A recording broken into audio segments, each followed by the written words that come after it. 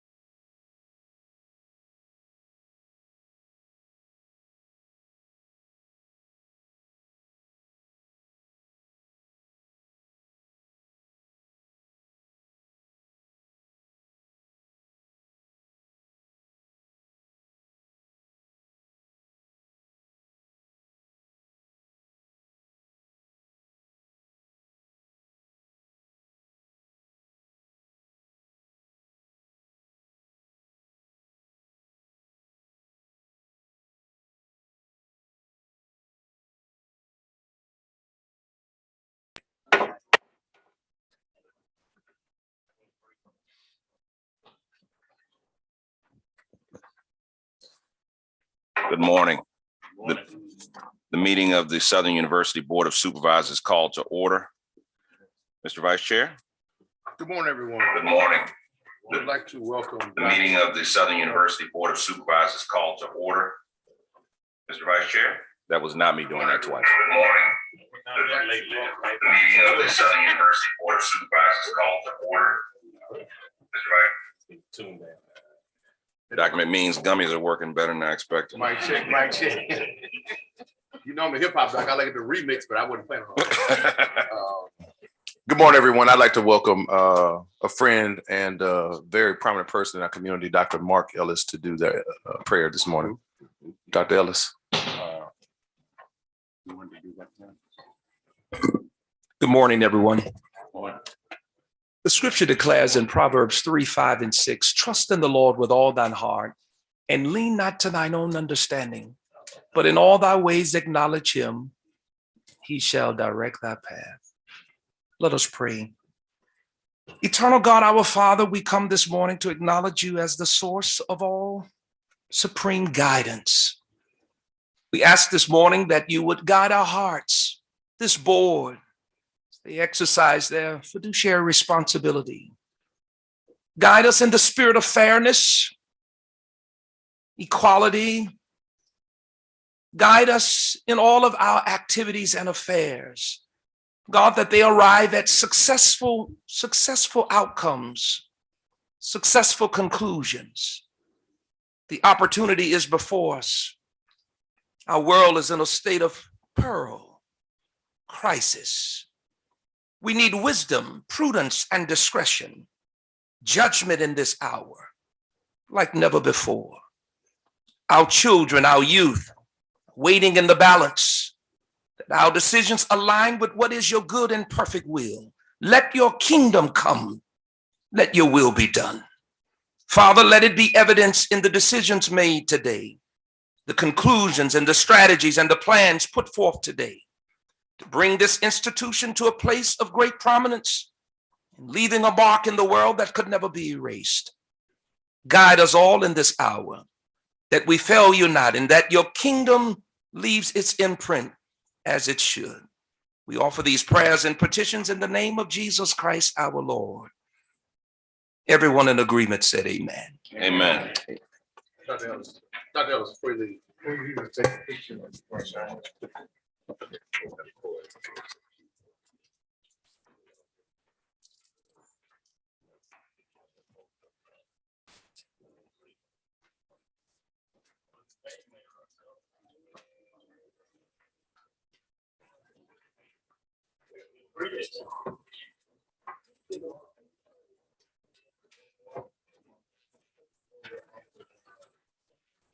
We're gonna call her up.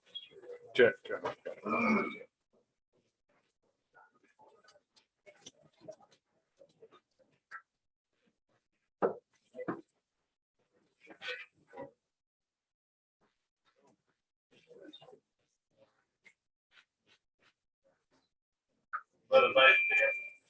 tell what church, good, I'm gonna send around thoughts over there. Yeah.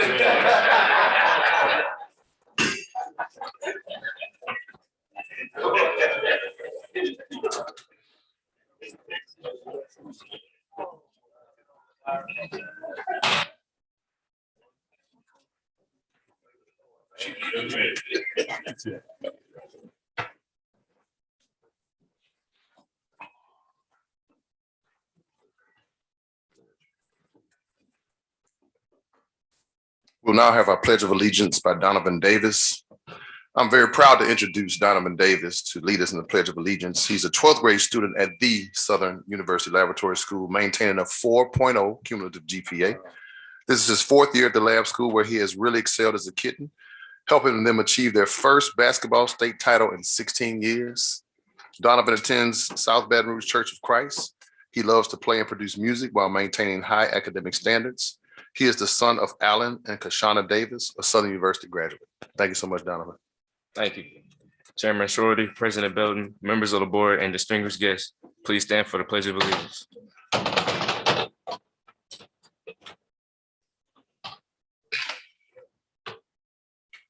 I pledge allegiance to the flag of the United States of America and to the republic for which it stands, one nation, under God, indivisible, with liberty and justice for all. You may be seated.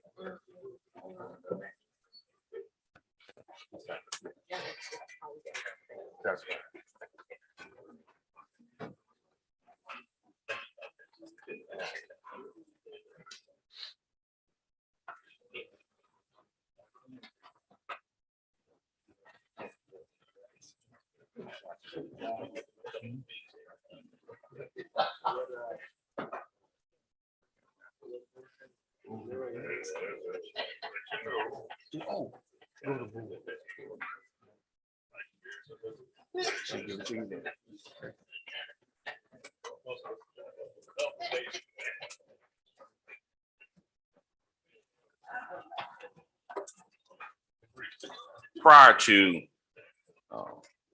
doing our roll call and going into our academic affairs committee, I'd like to exercise a moment of personal privilege on 2 issues. One, this past weekend, one of the worst things that could happen to a university happened, and we lost a student. Javante Barber was taken from us in a senseless act of violence. And I'd like us all to stand and observe a moment of silence on behalf of Mr. Barber.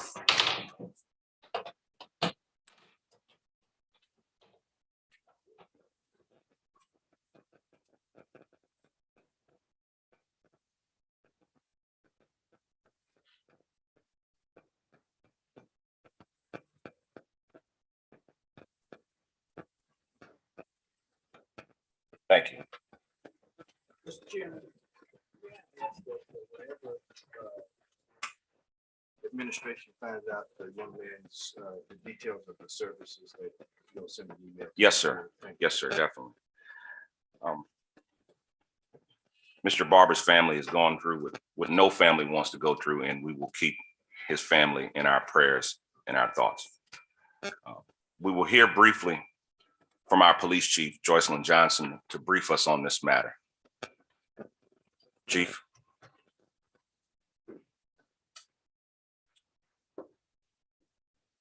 Good morning, Dr. Belton, Chairman Shorty, and distinguished members of the board. I come this morning because I felt it was the right thing to do in showing respect. I wanted to make a statement in regards to the loss and fall of our fellow Jaguar. And this is a statement that I'm making from the Southern University Police Department. The Southern University Police Department is saddened by the loss of our fallen JAG, Mr. Javante Barber. Although SUPD jurisdiction does not extend to the Cadence Apartments, we are actively engaged and working with BRPD's 4th District to strengthen our communication and working together on crime prevention strategies within the footprint of the campus. Our hope is that this collaborative effort will help improve the safety of the surrounding community as well as the campus community as a whole. We are dedicated to doing everything that we can to assist BRPD with keeping the footprint of the campus safe, and we're making a commitment to keep our campus safe. Thank you. Thank you, Chief Johnson. We're not going to take any questions for Chief Johnson because this is an ongoing investigation.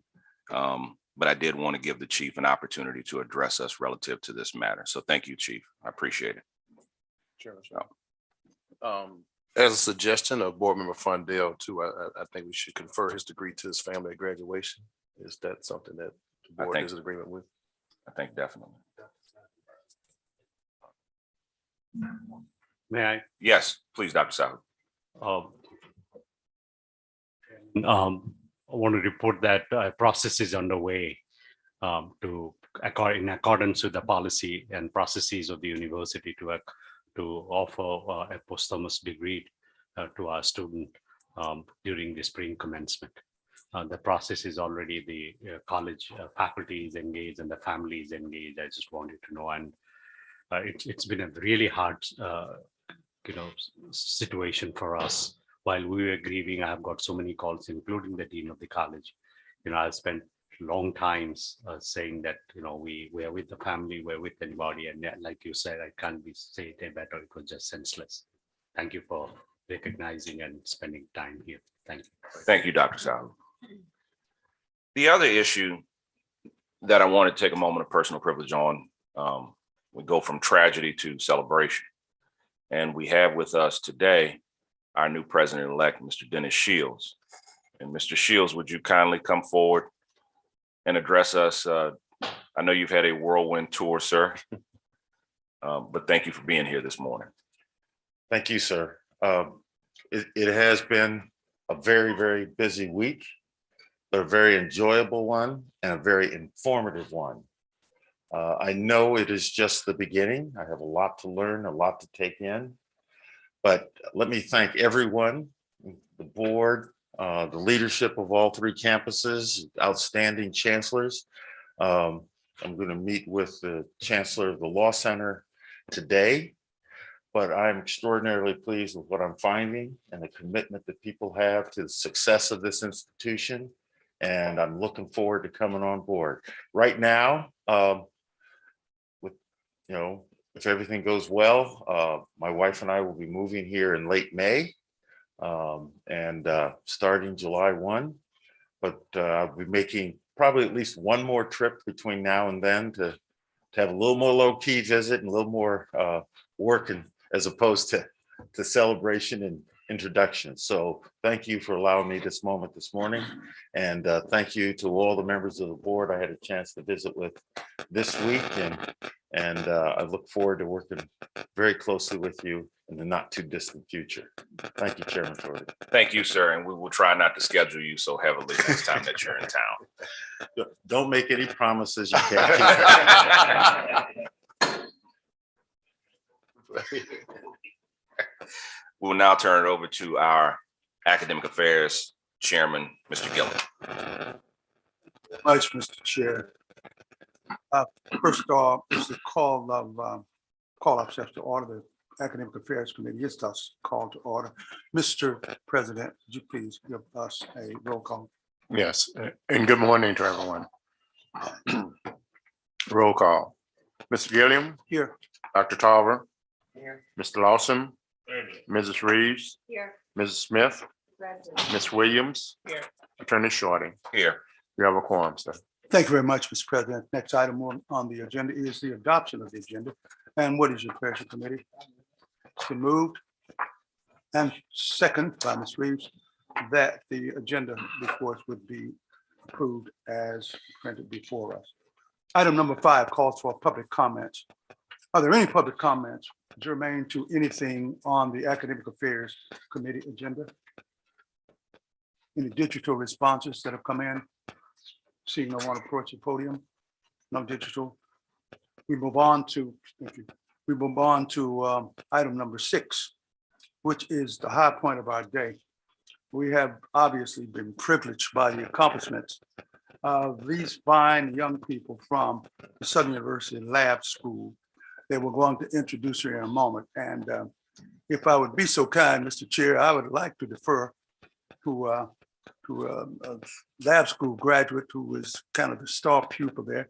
Doc, would you be so kind as to bring this illustrious group of fine academicians and athletes before us, sir? It would be truly an honor. Unfortunately, Sam, you're wrong. I graduated from University High, so I get a lot of flack about supporting Southern Lab so well and so hard. But guys, it is my distinct and esteemed pleasure to introduce, I don't know if is Coach Chaney here, but to introduce the 2 state championship basketball teams from the Southern Lab University School.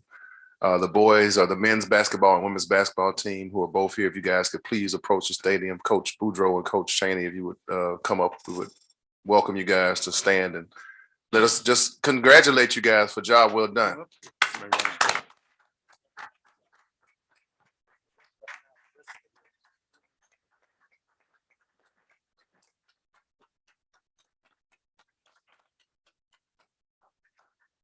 So we had a very great coach several years ago, many moons ago, Coach Joel Hawkins, who was leading his team to championships almost every year, Coach Boudreaux, as you well know. And you guys are now setting that tone again, and we expect a lot out of you. These are student athletes, guys. Most of these kids are doing well academically. Not most, all of them are doing well academically, and we're just very, very proud of you. Coach Boudreaux, if you don't mind saying a few words, we'd appreciate you. And as you approach the stadium, Mr. Bristol, we appreciate your leadership as well and how you've brought together. The girls did not have a varsity team, by the way, several years ago. So they're going from not having a varsity team to now winning the state championship. Coach Boudreaux.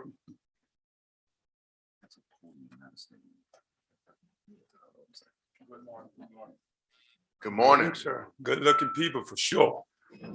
My principal didn't tell me I was going to speak today, but he got me. You know what I'm saying? But thank you for having us. I think that everybody has put in the right work that needed to get us where we got. State champions. Trust the process is what you're going to hear a lot. I think the kids bought into what we believe in, which is hard work, always pays off. First, I want to thank Doc and Mr. Bristol for allowing me to be your head coach for boys basketball. Not always an easy job, but you got to love what you're doing. And that's changing the lives of young men and women at the same time. Just do our part, do what we asked to do, and that is being a leader. Thank you for having us. At the same time, Coach, our head girls basketball coach could not be here tonight. I mean today, sorry. But she's in spirit. She's here. She's here. She's a good coach. Thank you for having us. I will say Kiana Chaney, who's the head women's basketball coach, was 4-time state champion, maybe 5 under Coach Combs. So we have a legacy, guys. You are a part of history, Southern Lab greatness.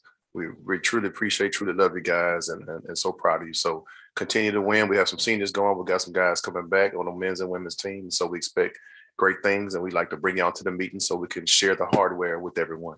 So thank you and congratulations once again. Y'all come on up for a photo.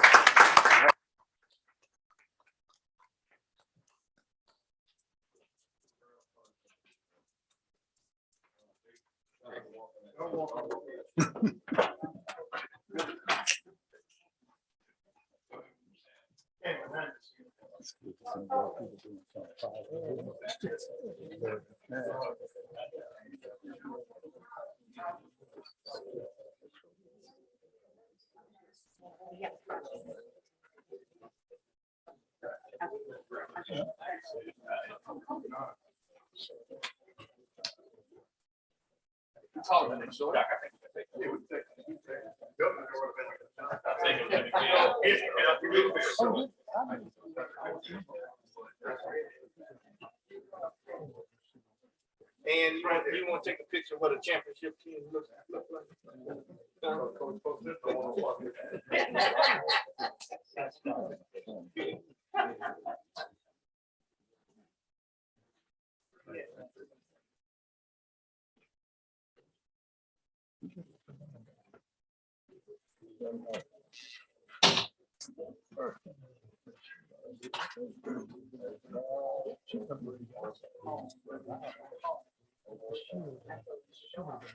Yeah, except when you, yeah.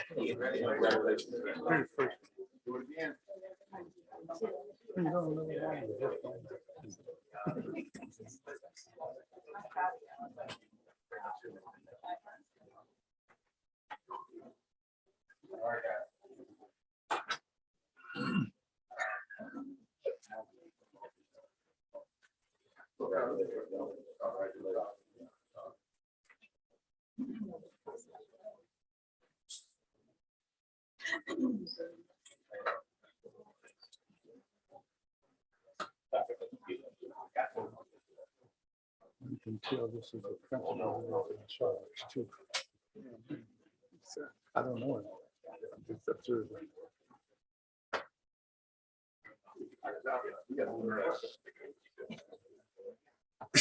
Look at that. First time we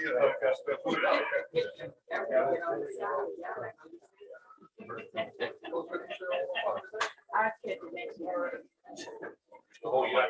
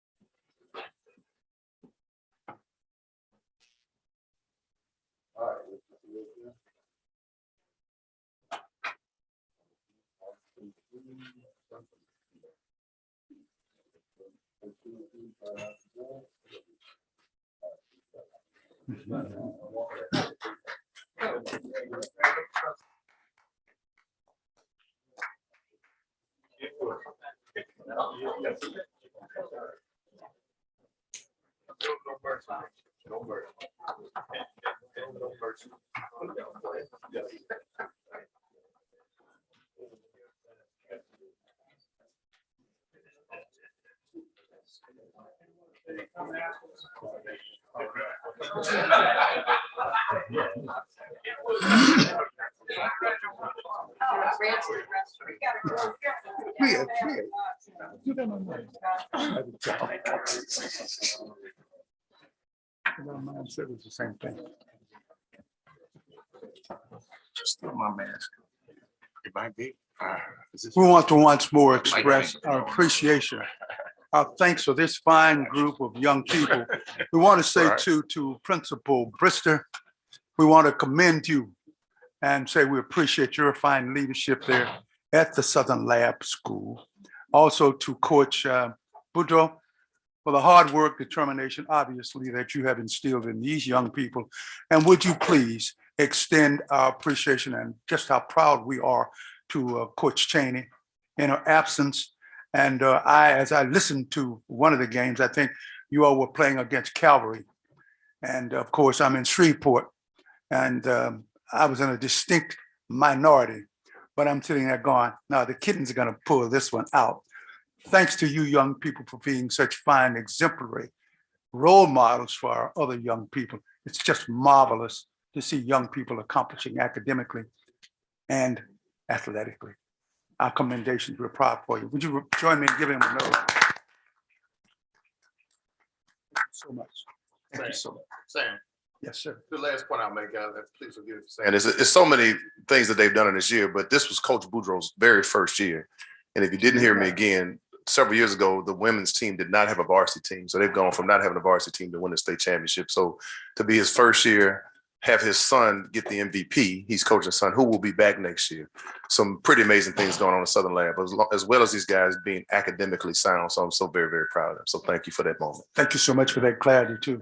And again, letting them know how proud we are of them and how proud we are for them. Indeed. Thank you very much. Any other statements?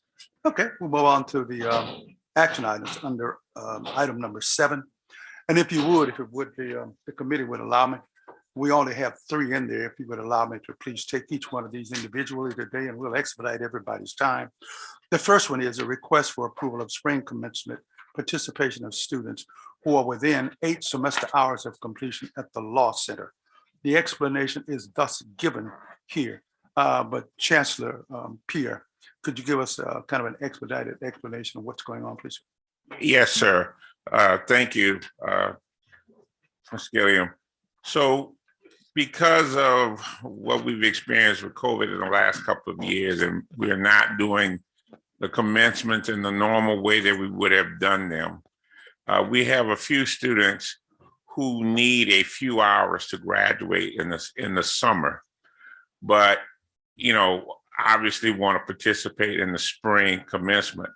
This used to be a practice beforehand, but it is now my understanding the board kind of approved a uniform policy for the system that if you didn't complete all your hours, you could not participate in commencement. And that usually has never been a problem for the Law Center because they cannot get certified to take the bar exam or do anything without us determining and writing to the various authorities that have completed law school studies. So in an effort to help a few of those students who are at that point where they're going to come to summer school and they only can take 8 hours, allowing them to participate in the May commencement, I thought was a fair thing to ask the board to allow us to do that for those students, especially where a number of them are all over the country. It's not like they're all here. They're in different places. I've got students in Nashville, Seattle, all these different places that it's going to be very difficult for their families to come at another time if they don't participate in the May 21 commencement exercise. Thank you very much, Chancellor Pierre. Are there any questions or points of clarification from the committee? All the board, do I have a motion? I do. I have a motion and a second for the approval of item number 7A. It is thus approved. Those in favor of the motion, please let their number sign of aye. Opposed, nay. This action item is thus approved. We move to item 7B, which is a request for approval to name the Department of Business at Southern University Shreveport as a Roy Griggs School of Business.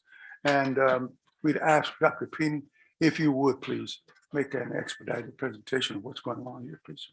Thank you, Mr. Chairman. The request before you, distinguished members of the board, has been fully vetted by the faculty of the business program, has been fully vetted by the chief academic officer with engagement from the chief advancement officer. I also took the occasion to meet with all the parties, the faculty in the program, our chief academic officer, to make sure that the support of the faculty was indeed as strong as it was indicated by the affirmation on the letter that they signed. And I found that to be the case.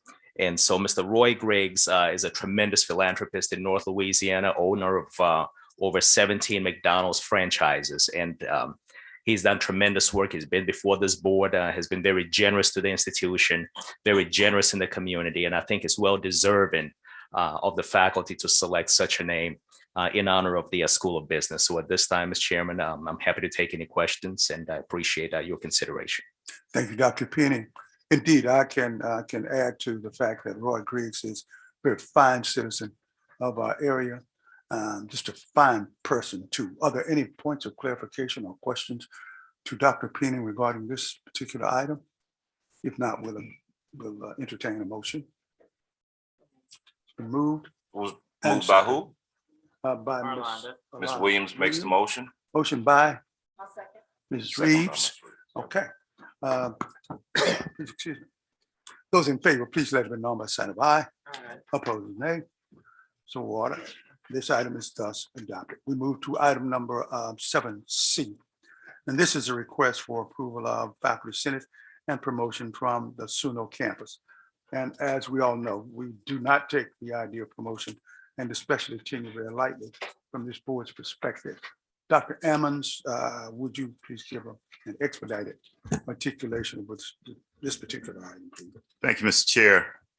Members of the board, we are presenting this morning 3 faculty members for tenure and promotion and 1 faculty member for promotion to full professor. Over their time at the institution, they have exhibited excellence in teaching, research, and service. They have gone through the prescribed tenure and promotion process, which began in their departments with their faculty colleagues, to the chairs of the departments, the colleges, and the university committee. In addition to that, their recommendations went to the Vice Chancellor for Academic Affairs and to me as Chancellor. And I recommend approval for a tenure and promotion of these outstanding faculty at Southern University at New Orleans. Thank you very much, Dr. Ammons. Are there questions or points of clarification from the committee or other members of the board? If not, what is your pleasure, committee? It has been moved by, I didn't get the name. Dr. Tarver. Dr. Tarver, and second by Ms. Alana Williams, that this item would be approved. Those in favor, please let it be known by sign of aye. Opposed, nay. This item is thus approved. The next item is other business. Is there any other business to be brought before the Academic Affairs Committee? If not, we move to item number 9. Been moved by Ms. Alana Williams and second by Dr. Tarver, that we would consider ourselves adjourned. We are thus adjourned. Thank you, Mr. Chairman. Thank you, sir. We're going to stay with you and move to the Facilities and Property Committee. Yes, sir.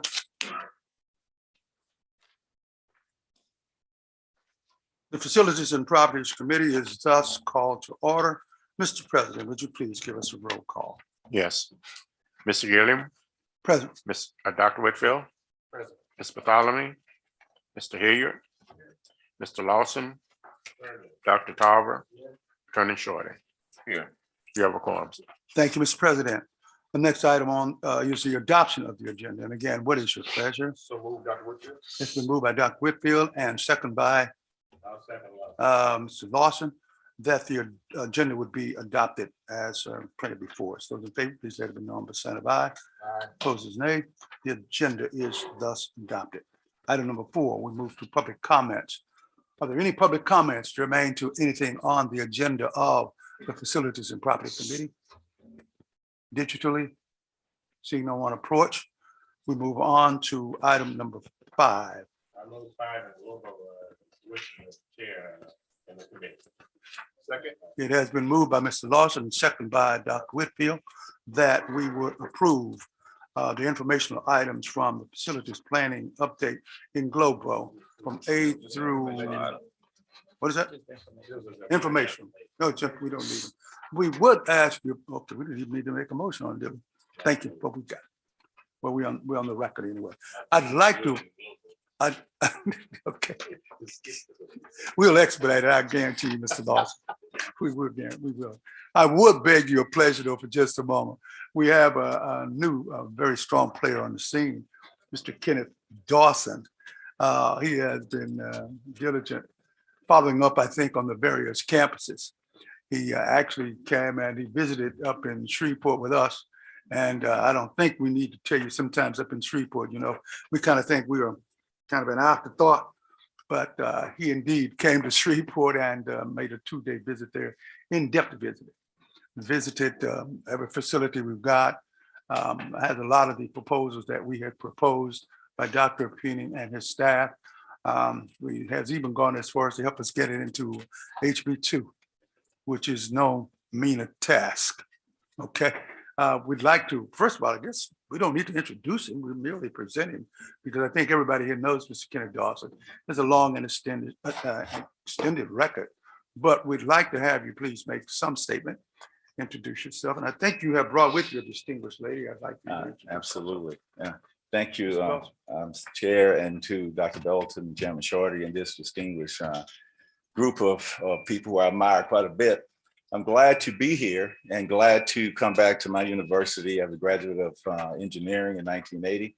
So I'm glad to be here through my, I guess, heading toward the end of my career, to be here to promote skill sets to move facilities and projects forward that's of interest in university.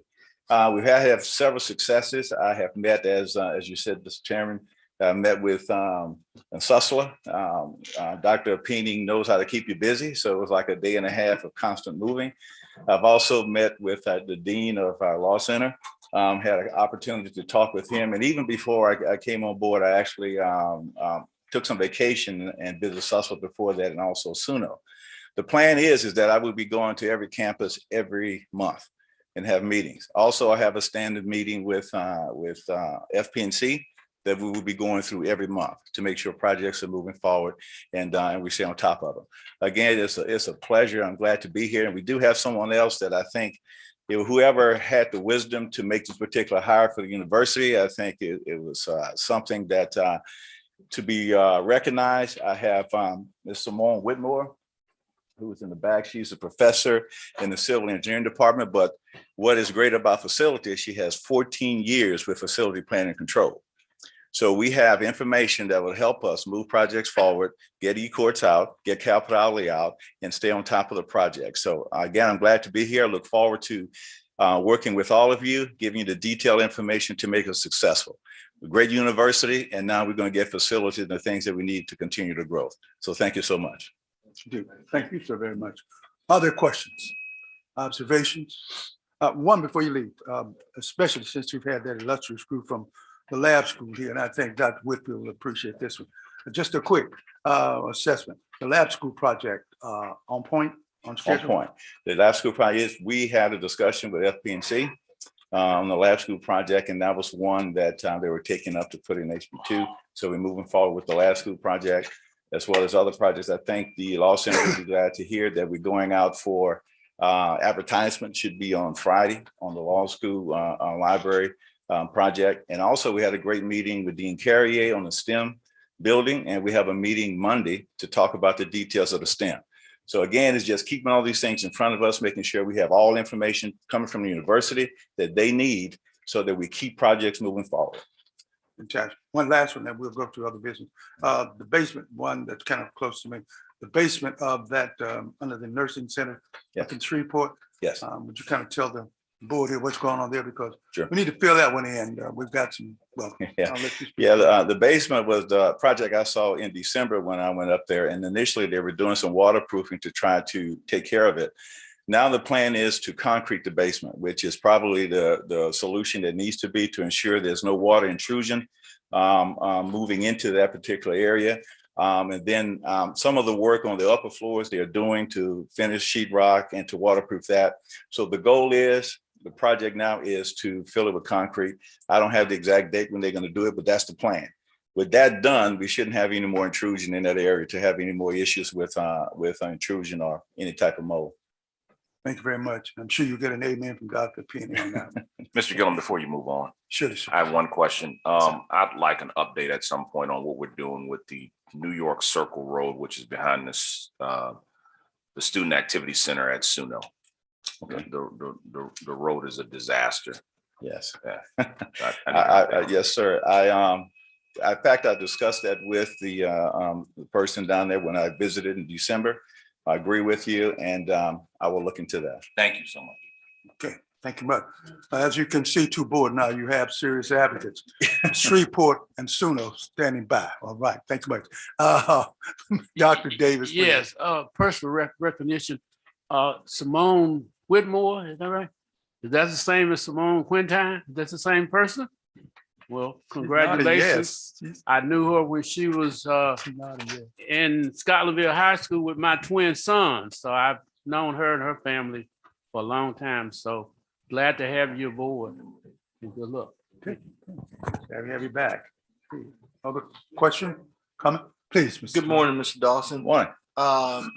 It's my understanding, Dr. Belton, that we updated our submission for capital outlay funding to include a new laboratory school, and I don't see that on the list, but That is the project he was making reference to. okay. Do you want to That's why I asked for elaborate that on that? clarification. I should have been paying attention when I was responding to Well, an it was email. simply He just omitted, I said that. believe. He just- Pardon, Mr. President, I think it was simply omitted from the report. That was why I asked for an additional clarification, but would you please respond to Mr. Des Moines? That was a discussion we had at FPNC, and in that discussion, the lab school was discussed, and they moved forward. We said that that would be recommended to the governor to add that as part of HB2. Thank you. Okay. And I believe I did, it is I one of think the that's the items. price tag, I about can affirm. 55 million. It's in HB2. Okay. Any other questions, clarifications? Okay. Thank you so very much, Mr. Dawson. And thanks again for coming to see about all of these various entities within the system. Looking for great things. Thank you very much. Next item of business here is number 6, other business. Would there be any other business coming before the Facilities Committee? Hearing none, move to item number 7. Agenda is the adjournment. It's been moved by Ms. Williams and second by Mr. Lawson that we would adjourn. We consider ourselves adjourned. Thank you, Mr. Chairman. for Thank you, adjournment. Mr. Gillum. We're now going to turn over to our Finance Committee Chair, Ms. Williams. Would like to call the meeting of the Finance Committee to order. Roll call, please. Yes. Ms. Williams, Present. Mr. Lawson, Mr. Gilliam, Ms. Reeves, Attorney Rutledge, Dr. Tarver, Attorney Shorty. Here. You have a quorum, madam. Thank you. I will accept the motion to adopt the agenda. Moved by Mr. Gilliam, second by Mr. Lawson. All those in favor? Motion passes. Any public comments? Item 5, informational item. Your interim financial reports are included in your packet. Are there any questions? Item 6, is there any other business? I'll entertain a motion to adjourn.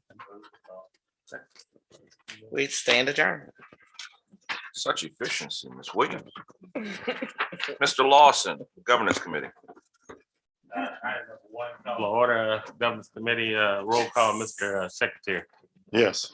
Mr. Lawson, Dr. Tarver, Dr. Davis, Ms. Reeves, Mr. Taylor Jarrell, Attorney Shorty. Present. You have a quorum, sir. Thank you. We have quorum, item number 3, adoption of the agenda. Are there any modifications to the agenda as printed? Here, got a motion adoption of agenda. Is there a second made by Dr. Tarver? Probably second by Ms. Reeves. All in favor, aye? Opposed, motion carries. Item 4, any public comments relative to the adopted agenda?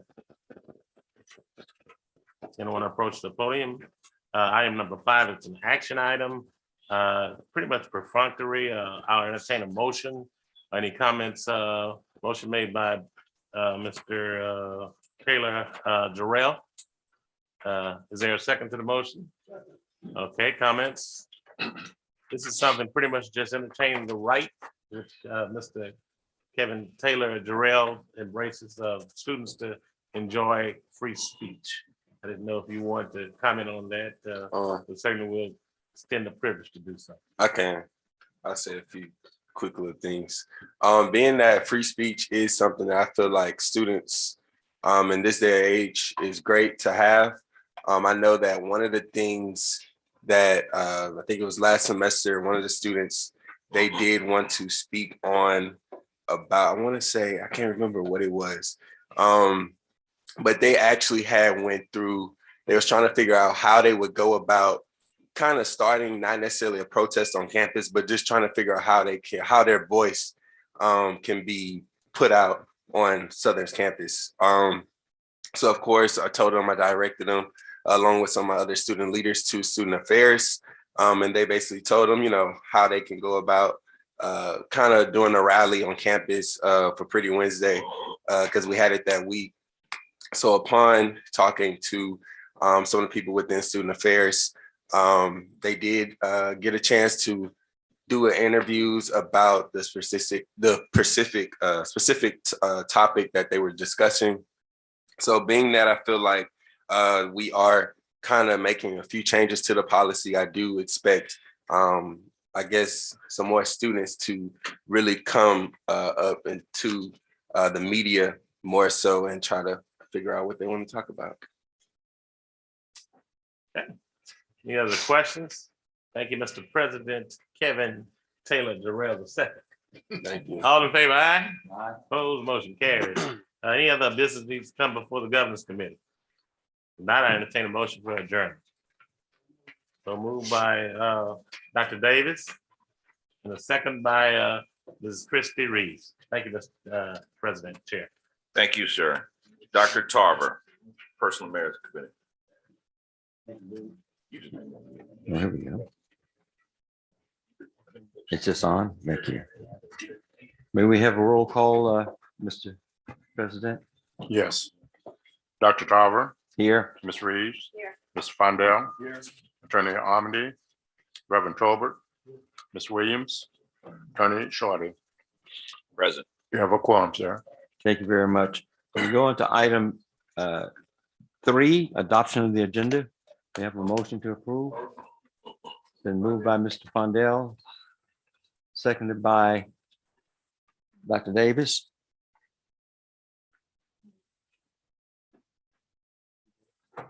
No, I thought someone was saying something. There's a motion on the floor to approve this matter.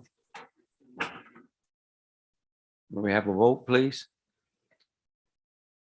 No objections? No objections. So approved. Thank you. Item 4, public comments. Are there any public comments in reference to agenda items in the Personal Affairs Committee? Seeing no response, we will move on to item 5, action item. Could we take action item 5A in the 2 elements, please?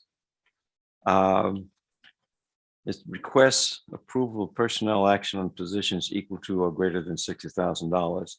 We have one person from Suno and one from Soiree. Dr. Ammons, you have any comment on that? Yes. The administrator faculty member at Suno, we are adding, or we are recommending to have assistant professor tenure track or tenure earning status added to her position. She's a former dean, PhD in leadership. She has gone through the faculty process in the College of Business. The faculty, the dean, and the vice chancellor for academic affairs recommended adding the faculty status to her position. This request does not require any change in salary. Any question or comment of Dr. Ammons? May we have a comment from Dr. McMeans in reference to the Christopher Rogers appointment? Yes, Dr. Rogers has been in his capacity for a number of decades here at Southern University, specifically the Ag Center. And also, it was a great pleasure last May to call him now Dr. Chris Rogers, who got his PhD in urban forestry. And we're also promoting him to that level of associate vice chancellor. And one of the things that we're trying to do in the Ag Center is also develop a succession plan. And that's one of the ways in which we're doing that with our associate vice chancellor position. So that is my recommendation for him to move to that salary level. Thank you. Can we have a motion to approve action item 5, 1, and 2? Moved by Dr. Tollett. Second by Mr. Fondell. All of those in favor, let it know in sign of aye. Those opposed, they'll have it. The next items on the agenda is 5B and C from the law school. Request approval to award 4% salary and wage increases at the law center, and request approval of paid sabbatical leave. Chancellor Pierre. Yes, Dr. Tarver, thank you.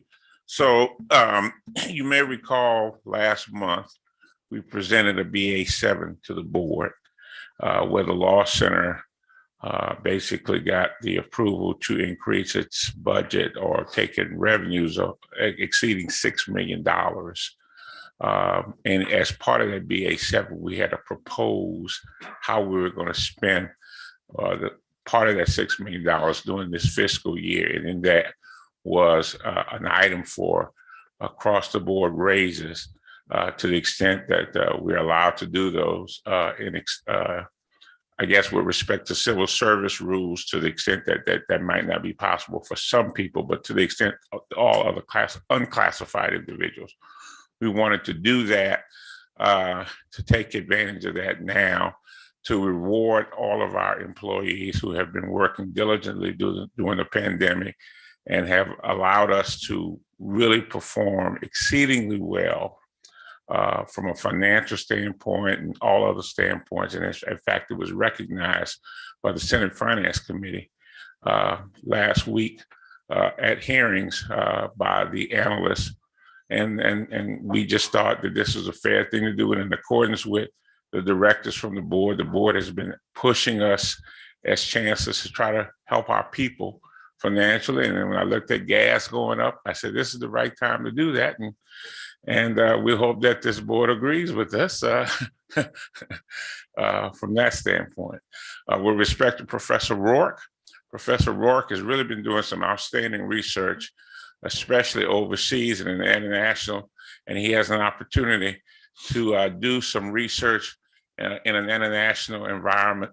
And we thought it would be good for him to have a paid sabbatical so that he could pursue that. And as he pursues other grant funding for him during this process, he's just been doing phenomenal work for us, really expanding the footprint of Southern University Law Center and the Southern University system in an international context. Thank you, Mr. Chancellor. Are there any comments or questions of Chancellor Pierre? If not, can we have a motion to approve items 5B and C? Here.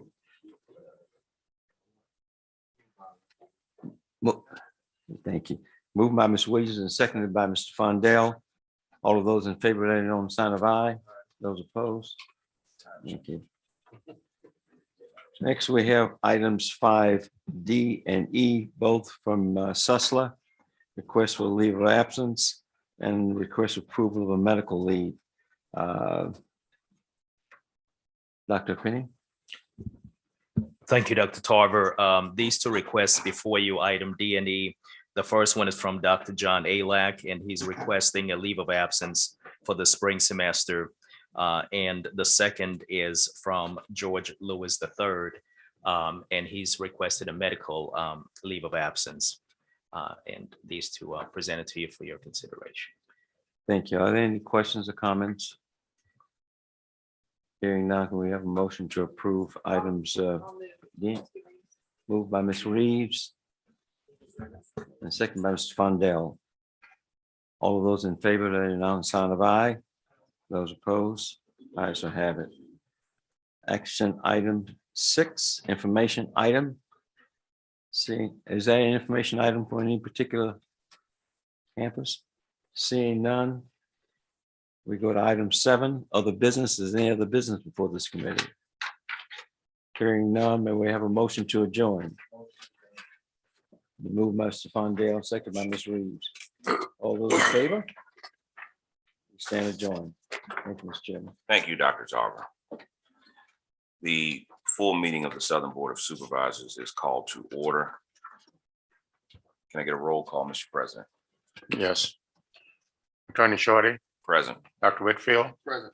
Attorney Armady. Ms. Bartholomew. Dr. Davis. Mr. Fondell. Mr. Gilliam. Mr. Hilliard. Mr. Lawson. Ms. Reeves.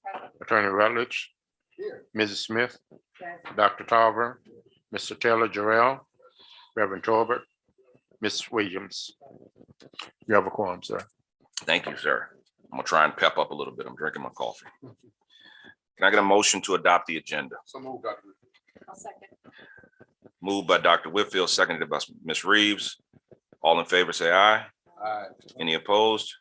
The agenda is adopted. Are there any public comments? Any public comments? Seeing none, we will move on to our special presentations, the Above and Beyond Award. Mr. President. Ms. Antoine.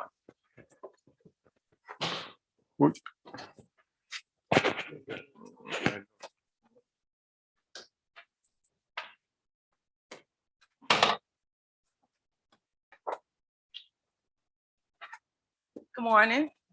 Good morning. Mr. Chair, Mr. President, other members of the board. Thank you for this opportunity to present the Above and Beyond Award. As you're aware, this award honors outstanding achievement in the workplace. The person who will receive this award meets the criteria and truly goes above and beyond her daily regular duties. She's dedicated, committed, efficient, effective, responsible, embraces teamwork, professional, and may sometimes be a little assertive and strong-willed.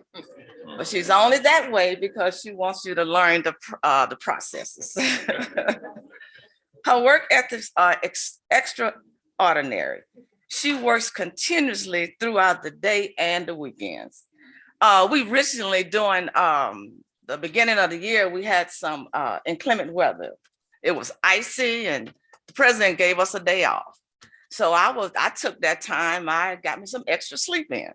So about 8 o'clock that morning, my phone went off. Someone was sending me a text. And it was, of course, it was her. And she was letting me know that she wanted me to go to the banner system and approve some documents she had put out there. I said, really? So I sent her a text and say, well, okay, but I was asleep, you know. but that's how she is. So she loves to work. She loves to work with people. And she said that work relaxes her. So as stated, she meets the criteria to receive the award and has truly been an access to the university for over 40 years. And that person is Mrs. Merrick Jane School.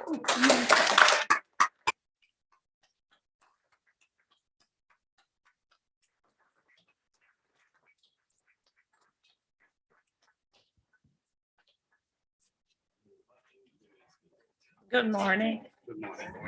I'm hardly ever brought to tears. Oh, God is good. I am so blessed. And my path here at the university has included many, and I would like to take a brief moment to acknowledge some of those persons. My grandparents, the late Charlie and Thelma Neff, who instilled in me the meaning of dependability, reliability, and the wisdom to extend a helping hand to others. Mr. Earl Marcel, who hired me the very first day I applied for employment. My sisters, Devora Salsa and Joyce LaSharon, who always supported me and still do with my children. The Sproul and Lewis families, the late Dr. Thomas J. Wilcox Jr., the former principal of Southern University Lab School, the late Mr. Clarence Cunningham, former Vice Chancellor for Administration, the late Ivory Ransburg, former Director of Purchasing, who was a tireless teacher, Dr. Leon Tarver, and Mr. Gladys McClinton. I thank you. After a while, I'm going to reveal my age. Oh, Gwendolyn Bennett and Celeste Wilkinson, who taught me another phase of the banner system. To my pastor, Reverend Clelo and Mrs. Luverne Travis, chairperson of the Greater Ministry, who keep me grounded. And you, President Ray Belton and Vice Chancellor Benjamin Pugh, Thank you for supporting the purchasing unit. We are forever grateful. In my opinion, Mr. Pugh and Mrs. Antoine are dynamic bosses. And to the ever gracious Linda Antoine, who is now Director of Purchasing, beautiful inside and out. Thank you for giving me the opportunity to work in a place where I am simply at home, away from home. You are a good teacher, and your patience with your staff and the Southern University community is extraordinary. You take time to listen, and I'm still trying to catch up. But I love you for your friendship, leadership, honesty, and frankness. Lastly, to my wonderful and dear friends and colleagues, Mary Evans, Wilbert Jones, Lola Johnson, and Charlotte Scott. We are a team through the ups and downs. Thank you so much for selecting me as the recipient of this prestigious award. And I'd also like to say, the Honorable DeMond Rutledge, I remember you when you were born. Oh,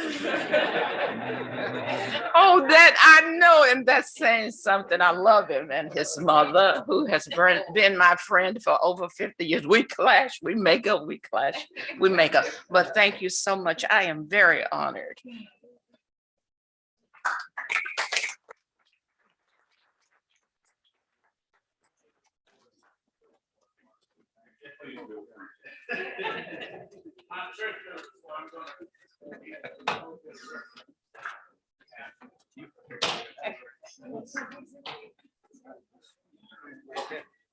My church member.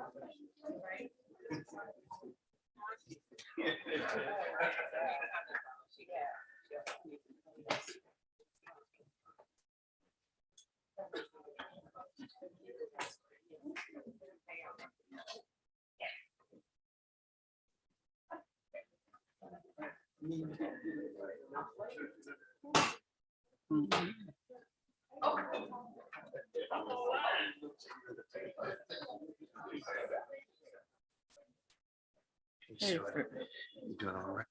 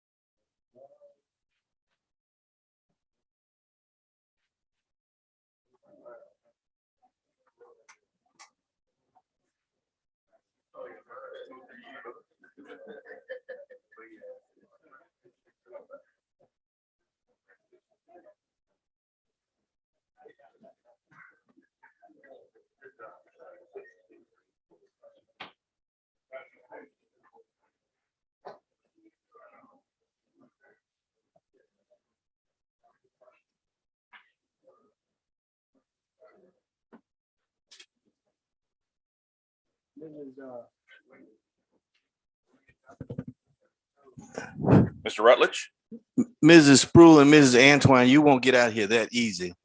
Not that they have aged a bit. They look exactly the same when I was running around their offices because my mother worked in there for a period of time. I have known these ladies for a better part of my whole life and don't know anybody who's more committed to the cause of the institution than they are. And Mrs. Sproul read off a long list of names that brought back for me, and I know many others, Mr. McClinton, a flood of memories who worked here as well. So I just want to offer Mrs. Sproul, who it's very well deserved, congratulations. Thank you, Mr. Rutledge. I'm going to take a moment of personal privilege to the Above and Beyond Award made me think of something that happened this week that I want to address and encourage other board members to address when these types of issues happen. A number of our faculty and administration go above and beyond every day. And they do it for the students, and they love the students, and they love this institution. And Dr. Renee went above and beyond on a particular issue that's not in his wheelhouse, but he did it anyway. And the reason I'm bringing this up is it was an issue relative to campus tours. And I mentioned this to Dr. Belton and Dr. Williams, and there was an issue getting campus tours on the Baton Rouge campus. And the reason I'm bringing this up is because all of us get calls.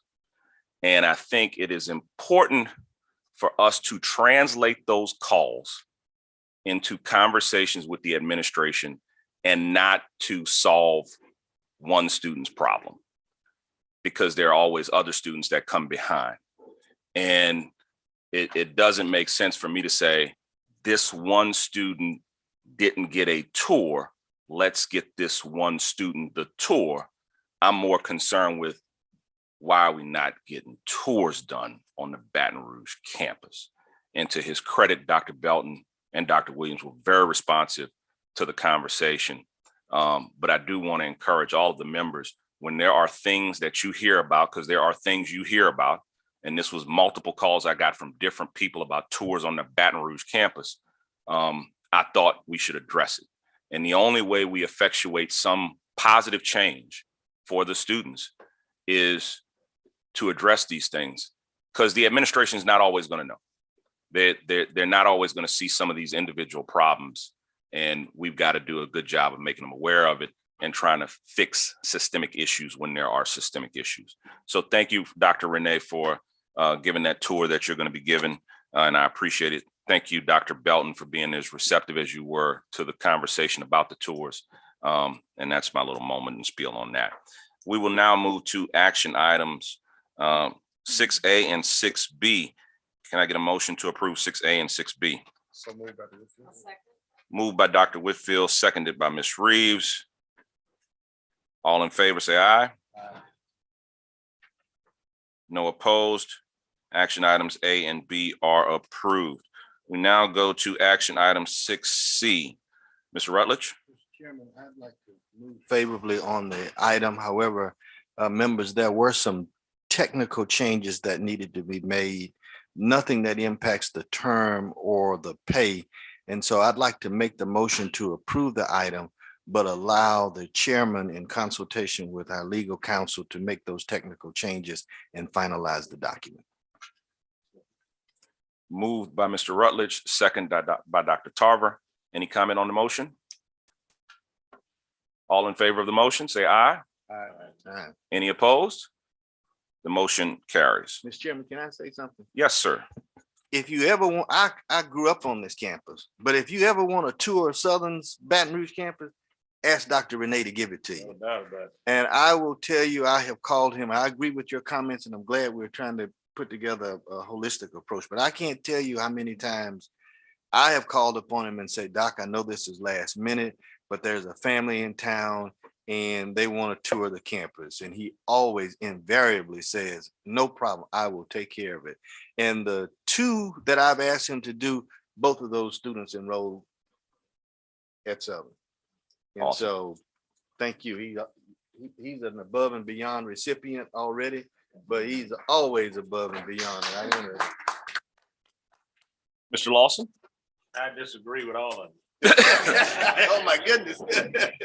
Let me tell you something. Dr. Renee is beyond this campus. I know that to be true because he started with my son and recruited him, and he was looking at some other universities.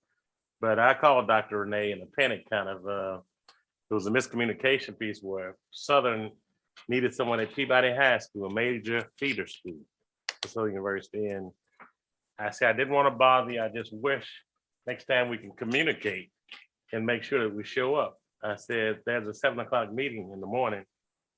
I said at Peabody, he said, I'll be there. Well, he waited on the janitor to open the school up. That's the kind of guy Bob Renee is. So he's not limited to this campus. Bob Renee is nationwide, so I'm grateful as well. Thank you, Dr. Renee. Thank you, Mr. Lawson. We now move to action. Yeah. Mr. Taylor Jarrell. Dr. Renee had actually gave me my tour when I first came to Southern. We're talking about positive things. It is positive. It is positive. I mean, I'm here. I'm gonna graduate, so he helped me. But thank you, Dr. Renee. You do a lot for the university and also for the students on the campus. We really appreciate it. Thank you. No money in the law. No money. Let's move on to action item 6D. Dr. Sahu, are you? Well, I can speak to it, Mr. President, please. Yes, Propel, the Propel organization is one that has been formed literally to support HBCUs. And you may recall that in meetings past, each of the campuses have embraced a partnership and agreement with Propel to provide resources to enable students to explore disciplines in technology and in STEM. In fact, I think a couple of months ago, the Ag Center and the Law Center were recipients of $300,000 from this organization. And so this recommendation comes, Mr. Chair and members, such that the SCBR campus can as well engage with Propel in keeping with their goals and mission. Thank you, Mr. President. Can I get a motion to approve action item 6D? So moved. Thank you. All in favor, say aye. Any opposed? Action item 6D is approved. Action item 6E, request approval to establish a memorandum of understanding between St. Tammany Parish School District and Suno. Dr. Ammons. Thank you, Mr. Chairman, honorable members of the board. The purpose of this MOU is to implement a residency teacher education program in the St. Tammany School District. And by the way, the development of these MOUs is a requirement of the accrediting agency for colleges and schools of education. This is a comprehensive MOU in that both students and faculty will be engaged in activities in St. Tammany Parish. But the main point of it is to provide cooperating and mentor teachers for up to 30 students at Suno in teacher education. As you may recall, we had a discussion previously, and now the residency is 1 year. And so this is extremely important. When some of us were in school, it was 1 semester. The teachers would do their student teaching, but that requirement is now a year. So this is significant for Suno and for the College of Education and upcoming student teachers. Now, there was some technical changes to the MOU. The MOU that is in the packet does not reflect the recitals. Some of the recitals were changed, but we will come back with the amended MOU. It didn't change anything about the number of students or the number of teachers that would be supporting the students, just the recitals. So are you asking for approval or do you want us to table it? Yes, we're asking for approval because yes. Mr. Rutledge? I move favorably on the item. This is so needed. As a matter of fact, there was an article in Monday's Advocate. I shared it with Mrs. Smith that talked about the critical shortage of teachers in this state. In fact, I think the article said some 50,000 students a day in Louisiana go without a teacher. It's Exactly. critical. So I move favorably on that. Thank you. Mr. Rutledge moves, Mr. Gillum seconds. All in favor, say aye. Any opposed? The action item is approved. Now go to action item 6F, request approval of a memorandum of understanding between Southern University Law Center and White and Case LLP. Chancellor Pierre. Yes, Mr. Chairman. So this is a law firm that only has one of these kinds of MOUs with Howard University.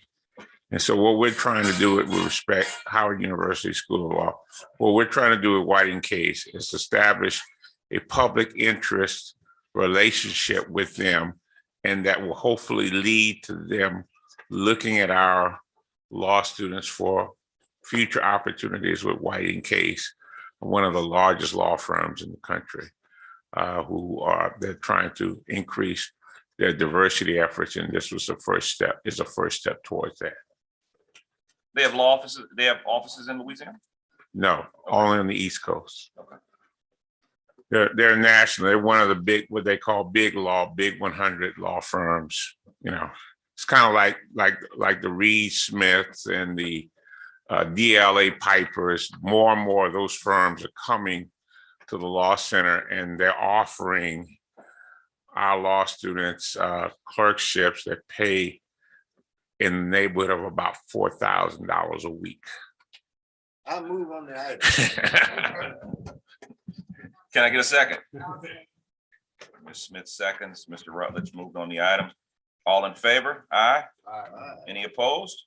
The action item is carried. Now we'll move to 6G, request approval to establish a memorandum of understanding between Jefferson Parish Schools and Suno. Dr. Ammons. Again, this MOU will satisfy one of the requirements of the accrediting agency for teacher education, but it also deepens the relationship between Jefferson Parish Schools and Suno. Again, you may recall 2 meetings ago, Mr. Byron Lee, commissioner and councilman in Jefferson Parish, came to present a check for $100,000 to Suno for scholarships. And through his engagement with the institution, being an alum of the institution, we are now moving forward with this MOU to create a tuition reimbursement program for Jefferson Parish Schools. So as long as a teacher is continuously employed by the school district, they can take up to 6 hours at Suno, and the parish schools would then reimburse Suno for the tuition. So we are recommending approval of this MOU with Jefferson Parish Schools. Dr. Ammons, I'm going to take G and H together. Why don't you go ahead and address H while we're at it? Okay, H is a memorandum of understanding between our School of Social Work and Trusted Provider Network.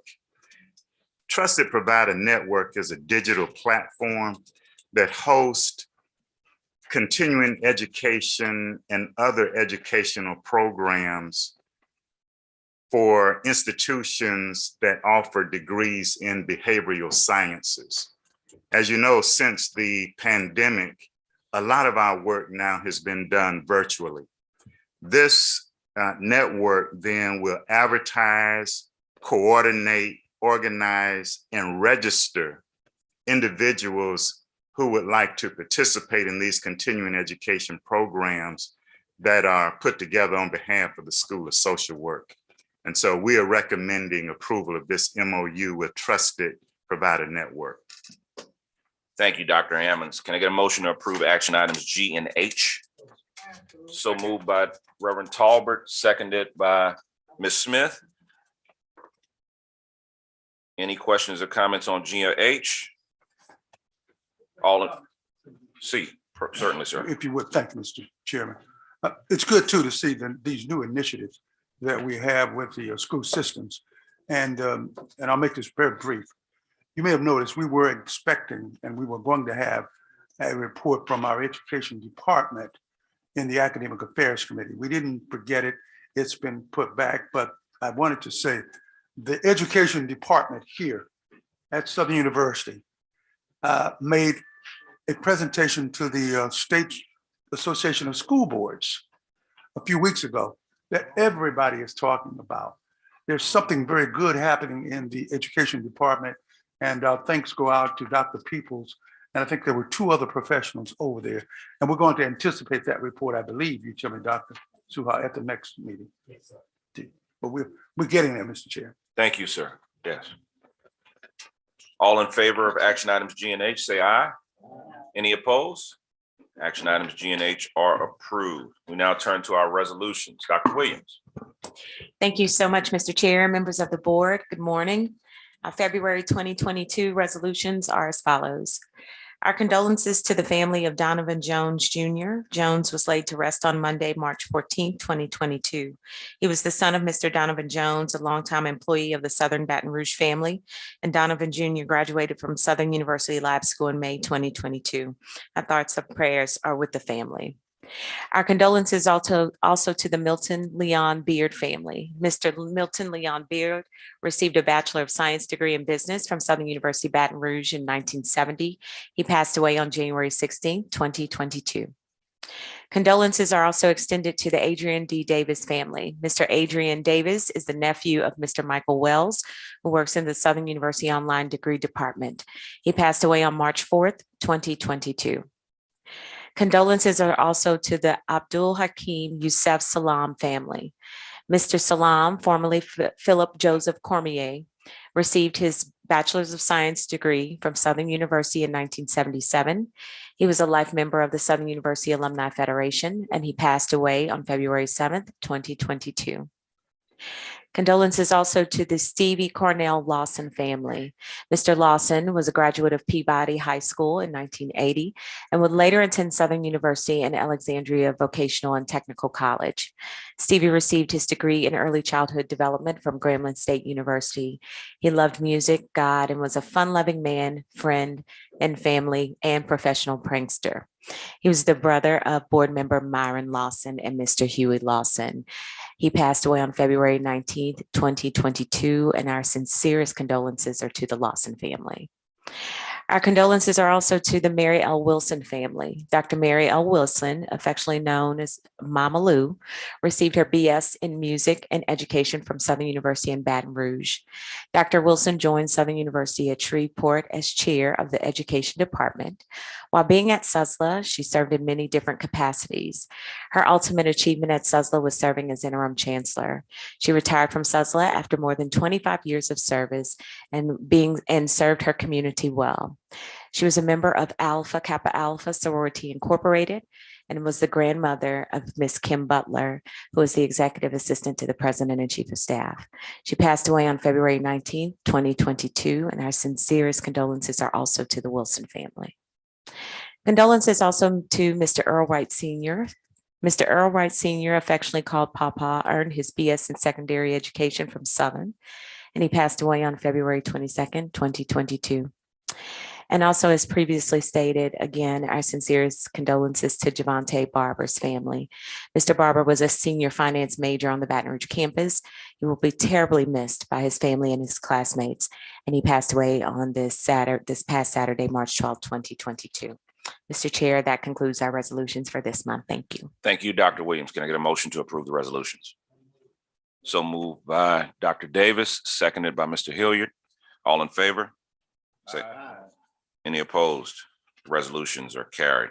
We now move to our informational items. First informational item is a MOU status update. Dr. Belton?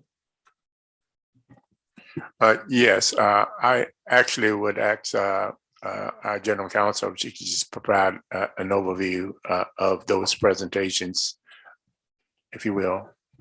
Yes, sir. Good morning, board members. This request came from board member Smith. Since January of 2020, you have been represented and approved roughly 50 MOUs, close to 55 if we include today. Out of those 55 roughly 45 or, roughly 50 are currently active. And just to highlight a few, in May of 21, the Ag Center entered into an MOU with the EBR Parish School Board to bring awareness to existing opportunities to the EBR Parish School students. The goal was to explore innovative ways for College of Agriculture to strengthen the pipeline between high school and college. The agreement has already proven fruitful. 29 students applied to participate, 18 were selected, and ultimately 13 students are enrolled. For the last year and a half, the Baton Rouge campus and the Baton Rouge Area Chamber of Commerce have participated in the Handshake Initiative program that would promote retention and job placement, not only for students, but also for graduates. In August of 21, the Law Center entered into an MOU with Louisiana Appleseed Center, which provides expungement services to underrepresented populations. And that is in furtherance of the Law Center's mission of providing access to underrepresented groups. SUSLA and Avance partnered to establish a study abroad, a global education program with faculty and students in Uganda and the East African Federation. And despite COVID, SUSLA has already had visitors from Avance and developed point of contact. And with the MOU, it is a 6-year commitment. And so there's plenty of time for the students and faculty to integrate between those two entities.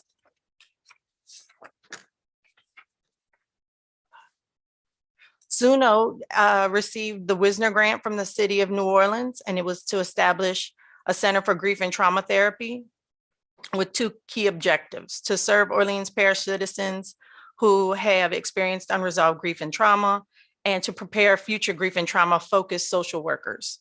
Suno opened this center in the fall of 21 and is currently seeing 17 clients. The student interns have full schedules and recruitment is taking place to get new interns. The center has served a total of 47 clients since last semester and is funded through the fall of 2020. Finally, under Louisiana Revised Statute 173399, higher education institutions were directed to enter into memorandums of understanding with local law enforcement with regard to Title IX and power-based violence. And in October of last year, you all approved the substance of the MOUs, and we have entered into 3 separate MOUs for each land mass within our system. So the Suno has one with Orleans Parish and City personnel. SUSLA does as well, and so does the Baton Rouge land mass. And that is to establish communication and pathways with regard to power-based violence and sexual assaults within the community. And if you have any questions, I'll be happy to answer. Ms. Smith? I don't have any questions, but I have comments. First, I'd like to thank you for sharing this information with the board and board members. Our counselor updated us on MOUs from 2020 to 2022 as of today with the ones that are here. And it's some interesting information in it.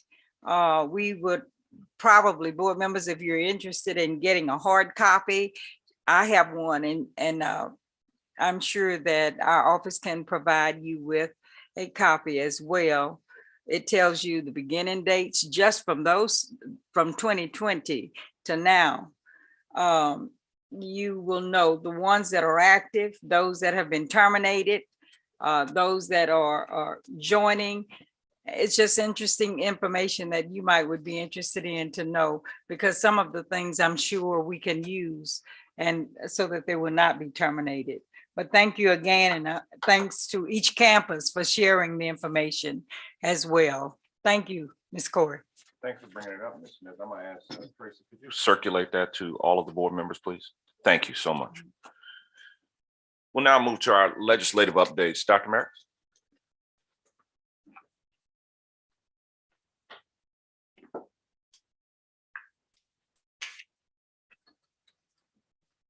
Good morning, Mr. Chairman, Mr. President, and members of the board. I think you all are you're receiving a copy of the legislative priorities for 2022. It's being passed out right now. This was also included in your meeting packet. We have presented this document to several members of the legislature. You all know that the session started on Monday of this week, the 14th. The session will go through June 6th. This is a general session this year. Every other year, it's a general session. So this year, all of the items are up for debate. Usually on odd number years, we speak only on financial matters. So with that being said, the bill filing deadline is the 31st of this month. We have about 1,200 bills that we've been reviewing. 60 or so of them are related to higher education. Several are related to medical marijuana, and we'll be working on those as well. We have an amazing team that works with us throughout the system, along with our partners of Southern Strategy that work with us as well. And thank you, Attorney Rutledge, for your leadership, as well as Chair of the Legislative Committee of this board, and guiding us and making sure our items are in place.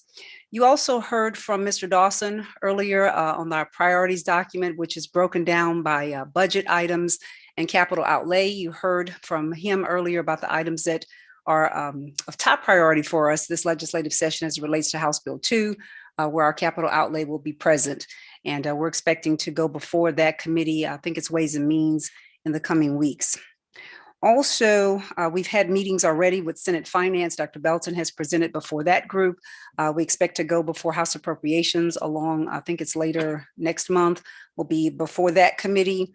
And we've met with members of the Democratic Caucus and the Black Caucus already. So I'll be happy to answer any questions about our legislative plans for this session. I'll also note that April 6th is SU Day at the Capitol. We will be highlighting the accomplishments of the Southern system throughout that day. And on May the 24th, we'll be joining our colleagues across the state of Louisiana for HBCU Day at the Capitol. We're working on plans for that along with the Board of Regents. Be happy to answer any questions if there are any.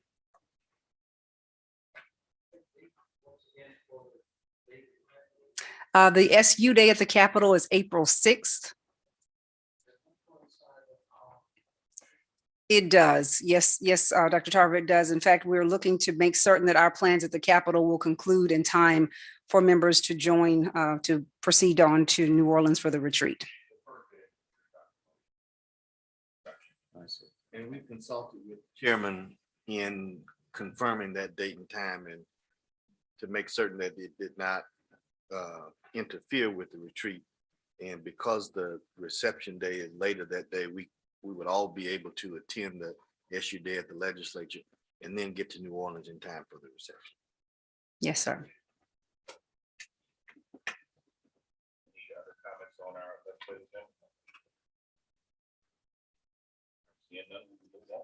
Thank you, sir.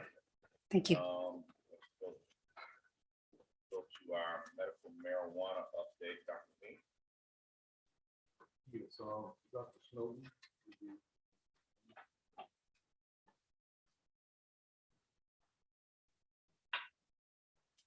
Thank you for those samples, Dr. Oh, you're welcome. Good morning, Mr. Chairman, Vice Chairman, President Belton, and members of the board. I would like to begin by just thanking everyone who makes a contribution to this program in any form or fashion, and there are many of them.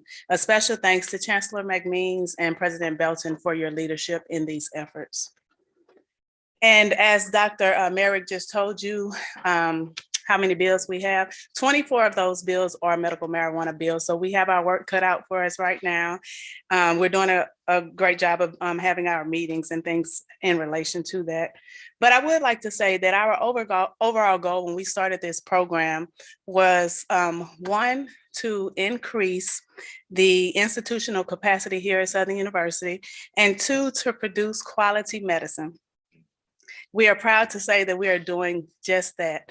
And I'm going to tell you guys, I'm going to be transparent. So Dr. McMeans, he always has to give me my pep talks.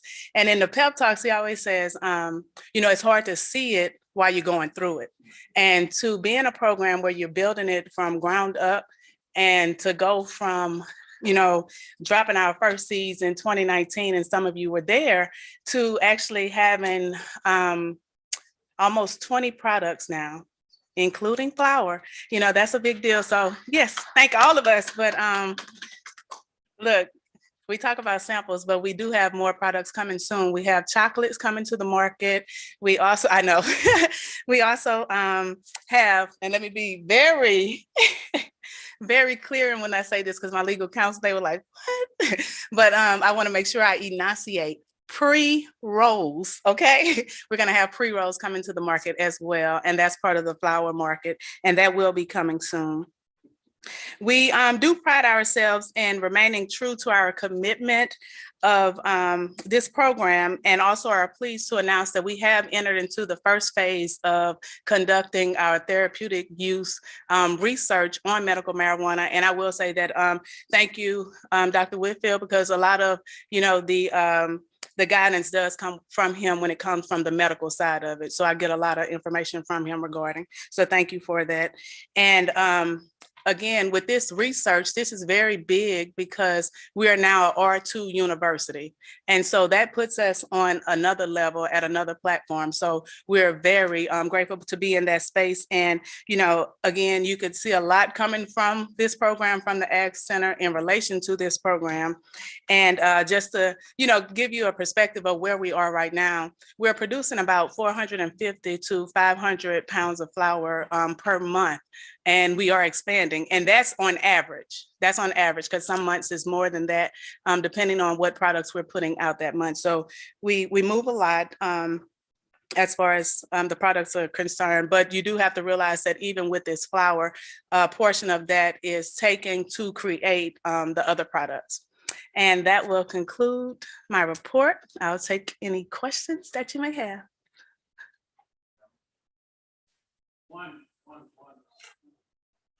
Did Brittany grind and get any of her stuff from us? No comment. Oh. Thank you for your report. Thank you. With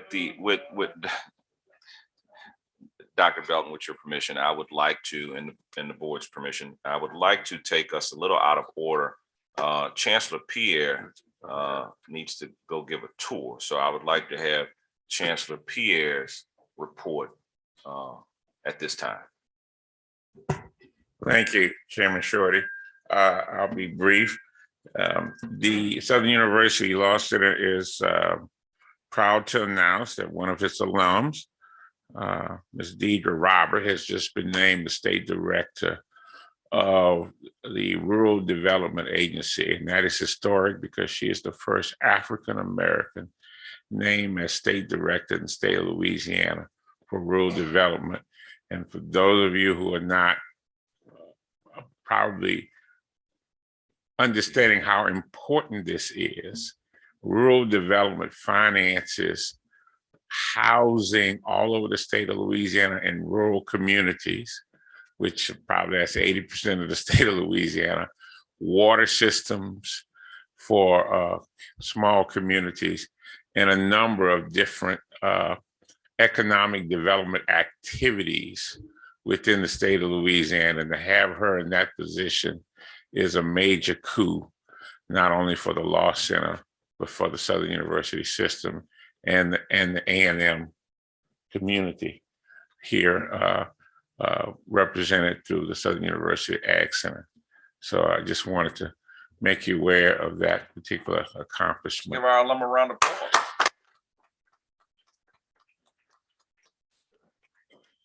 On Sunday, we are through a generous gift by a group called Demand Justice, sending 45 law students and 5 staff members to Washington, D.C. and actually they'll leave Sunday to be at the hearings, confirmation hearings for the first African-American woman to be nominated for U.S. Supreme Court.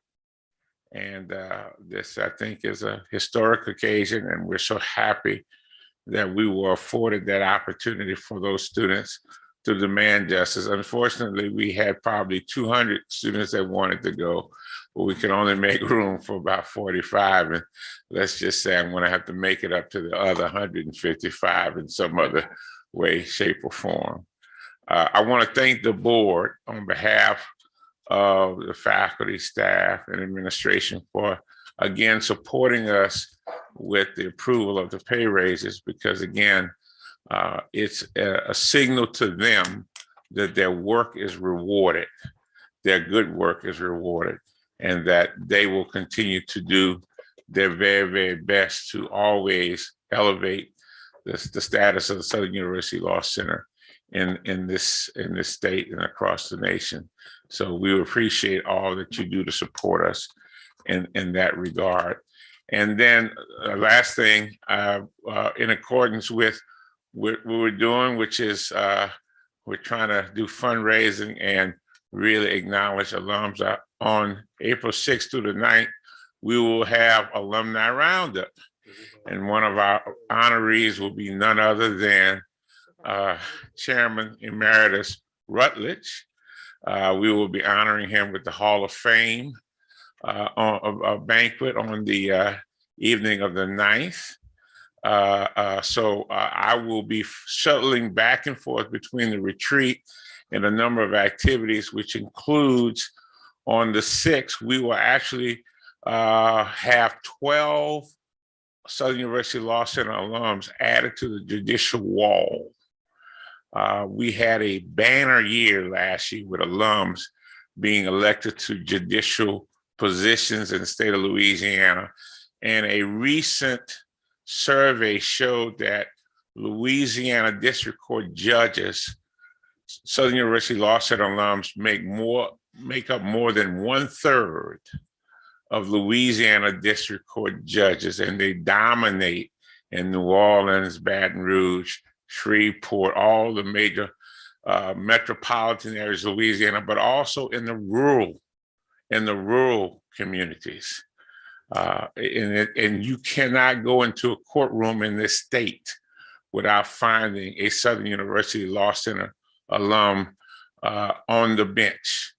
And it's one of the most diverse groups of judges ever in this country. And this is particularly significant because 35 years ago, Judge Janice Clark was leading an effort to challenge how judges were elected in the state of Louisiana, since Louisiana has the largest number of African-American judges per capita in the US today. So again, just a great tie-in with respect to that. So there's a lot more, but I have to go, and we welcome you. If you haven't been to the Southern University Law Center lately, come see what we're doing. Come see what we're doing with respect to facilities and the innovation that's going on. And we thank you because none of this would be possible without your support as board members. Thank you. Chancellor, Ms. Williams has one quick question for you. Yes. Baton Rouge, but I come from a not predominantly Black parish where the district attorney is a Southern University graduate and 4 of our judges are. So I do give that credit as well, respect the little small town. Oh, absolutely. Like I said, there are places where people walk in there and they meet Southern University Law Center alums and they say, really? I believe Mr. Gilliam had such an experience just recently. Not to mention that 2 of the 3 U.S. attorneys in the state of Louisiana are Southern law grads. That's right. So thank you, Chancellor Pierre. All right.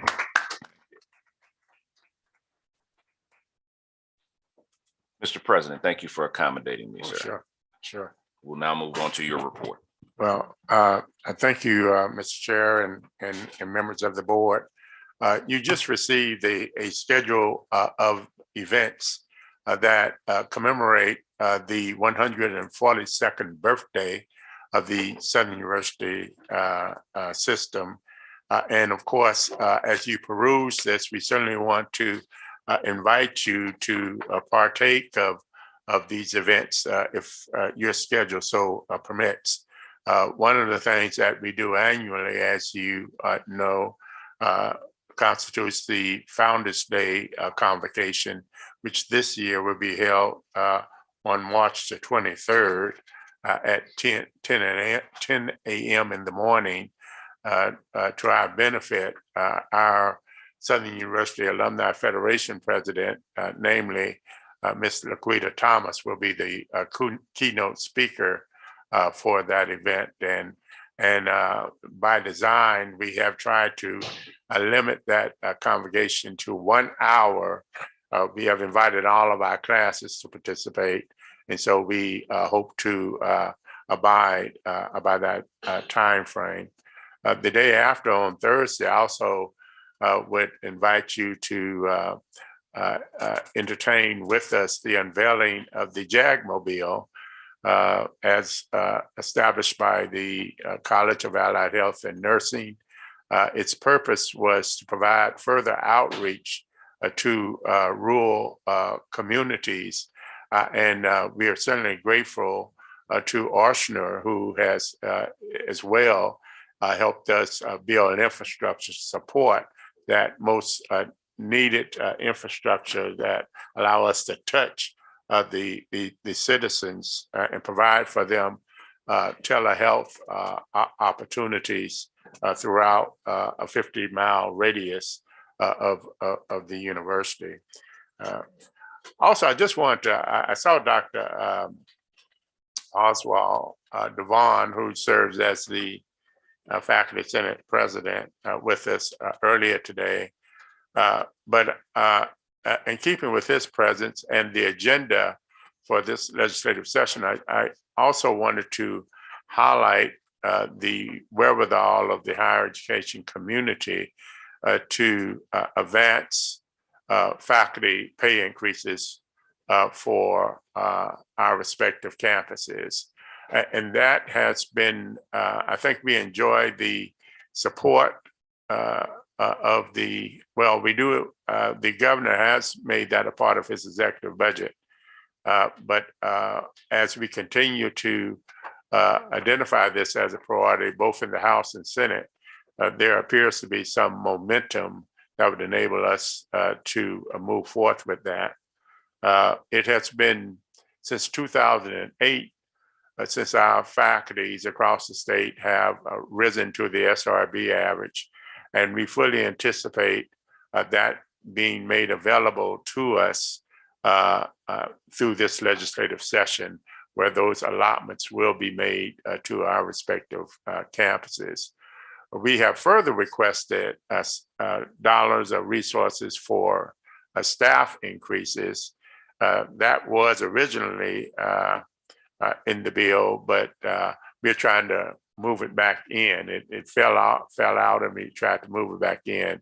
But as was the case of the comments made by Chancellor Pierre, it has been our practice that when we facilitate raises on behalf of our faculty, we find the resources to do so for staff as well. And I gather to think that all, if not many, if not all of our campuses will give consideration to staff adjustments as well. I guess the last thing I want to call attention to was or is our efforts to bring more resources to the Ag Center. You know, through the work of Chancellor McMeans, there has already been a commitment from the Board of Regents to embellish the Ag Center's coffers by as much as $900,000.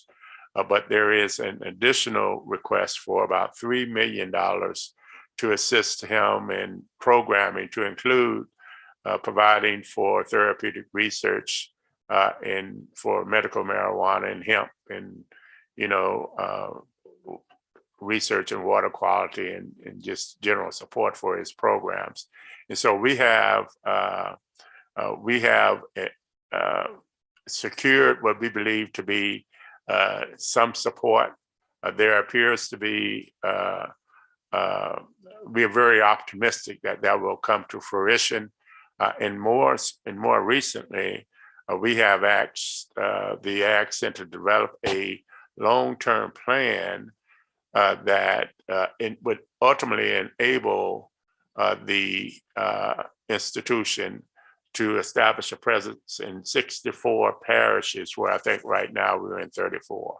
And so I wanted to just offer that because again, there appears to be some synergies that would enable that to happen. And my last comment has to do with the American Rescue Act funding. I'm sure all the campuses will mention it, but as you may be aware, the dollars to which we have benefited from as a result of the efforts of the congressional delegation and the Biden administration in reaction to COVID-19, they had some very rigid guidelines in terms of how we could use those dollars. There were a lot of prescriptions about what we could and could not use those dollars for. Of course, much of that had to do with providing for students, student stipends to help them offset any barriers they're having as a result of the pandemic. But the other dollars were for institutional use. We were made aware this week that because of the efforts, I might say, of the HBCU community and our advocates, a bill has been passed that will free up or broaden the scope to how we can use those dollars.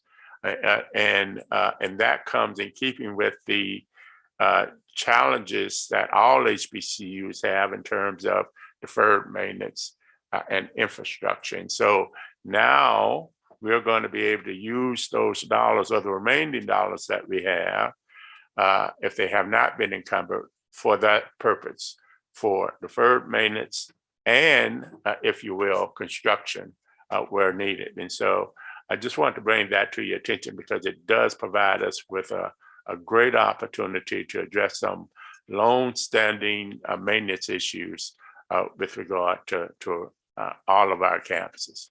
So thank you, Mr. Chair and members for that consideration time. Thank you, Mr. President. We'll now turn to our Chancellor's report. I'm sorry, Mr. Gillum. Dr. Belton, dealing with the HERF money that you just referred to, have those revised restrictions or regulations been promulgated? And if they have, is it possible that we could be privy to those? Right. Well, yes, I think there is we have been given notification of the new guidance, of the intent to provide new guidance. The bill has been approved, but they are actually drafting the language for it right now. And so with that, we are being told that the language will be so broad as to provide for the dollars that are now restricted for that use. It will be broadened. So you should hear much more about it as this unfolds. Thank you, Mr. Gillum. Mr. Fondale. Thank you. Have your staff to share information with us for the academic signing date is coming up on April the 9th. Maybe you could speak on that too. Well, I cannot speak to that right now, but we are, if history, if I could speak to what we have done in the past, April 9th will be an opportunity that we have engaged in on an annual basis that replicate the things that we do for athletics in terms of a signing date. But in this particular case, we are recognizing new freshmen who are signing up to come to Southern University. And that has really been a great success for all of our campuses, where we set aside that day, and our alumni and our alums across the country have this, they host events on that day that's telecast and Zoomed, and where everybody comes together to celebrate those students who are coming to Southern University, coming to the Southern University system, whether it be one of the 5 campuses. And so we are slated to do that April the 9th. And certainly we have historically asked all of you to join with us in being a part of those festivities, you know, at those designated sites. Any other comments for the president? Mr. President, I have one particular comment, kind of circling back to the tragedy that we had last weekend. Yes. Thinking on what the police chief said about patrols. I know in New Orleans, the New Orleans Police Department executes a number of MOUs with university police officers, so that they can sometimes patrol in an area outside of the campus. I think that might be something that at some point we want to explore. Yeah, and we are, you know, we used to do that years past. And I think there was something that, it was something that we were challenged with, that, but right now we are giving some more thought to doing that again. Yes, sir. Ms. Smith? Yes. Also, this morning, when I was coming to the campus, I noticed some of our students were walking. Yes. And is there any possible way that we can get a light for pedestrians to walk across that area down there by, I'm saying Palisades? Yeah. What can we do? So I'm aware that East Baton Rouge Parish, they are considering a crosswalk in that area with lights, and so that is forthcoming as I could appreciate it. Thank you. Very Yeah, much needed. yeah, and I should also say that we do now provide transportation to students from the what is it? Yeah, I'll keep saying Palisades too, but we do provide a shuttle to and from, you know, the apartments, not only those apartments, but apartments, you know, across Baton Rouge. And so we do provide those transportation. Dr. Belton, I'm thinking the students walking to and from the little fast food areas and to and from the dollar store area. That's where they were walking this morning. I got you. Okay, that's and they were actually walking this morning. okay. We'll look into that. We will definitely look into that. But I do want to. You should know, and Dr. Walton is here, but you should know that we do provide transportation to and fro the apartments, to and fro shopping centers. We take students to shop and do everything else by way of shuttle, and all of those are prescribed in terms of a schedule of activities on a weekly basis. But we would definitely look into that. Dr. Tarver? I heard the report that we were given by the police chief concerning security at that Palace. I guess it's no longer Palisades. It's Cadence. I'm sorry. Why is it, since we have some agreement with them for housing students there, as a result of that agreement, why couldn't that agreement also include some element of surveys or our patrolling that same facility? That's not unheard of. I was surprised that that may not be the case unless that's something I'm missing.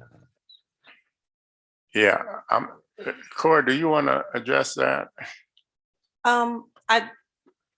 The relationship at this time is unclear, or I don't have the documentation in front of me with regard to the relationship with Cadence and the university, but I can get that information and give you an update. Dr. Tarver. Yeah, my only objective is to see if we can't confect some kind of relationship extended to include, security observations or whatever, driving around it or whatever. In that road, even though it's a state property, is really now under the auspices of Southern University. It was turned over to us. So we control that access to that facility. All the more reason why I think we ought to take advantage of that and see how we can extend it. Yeah. Well, so we do work with them, and they are a private entity, as you know, and like I said, I think in years past we used to do that, and I think the issue became simply one of liability, but hopefully we could get some more clarity on that, going forward. I would imagine if we enter into agreement for our students to stay there, we're already subject to liability.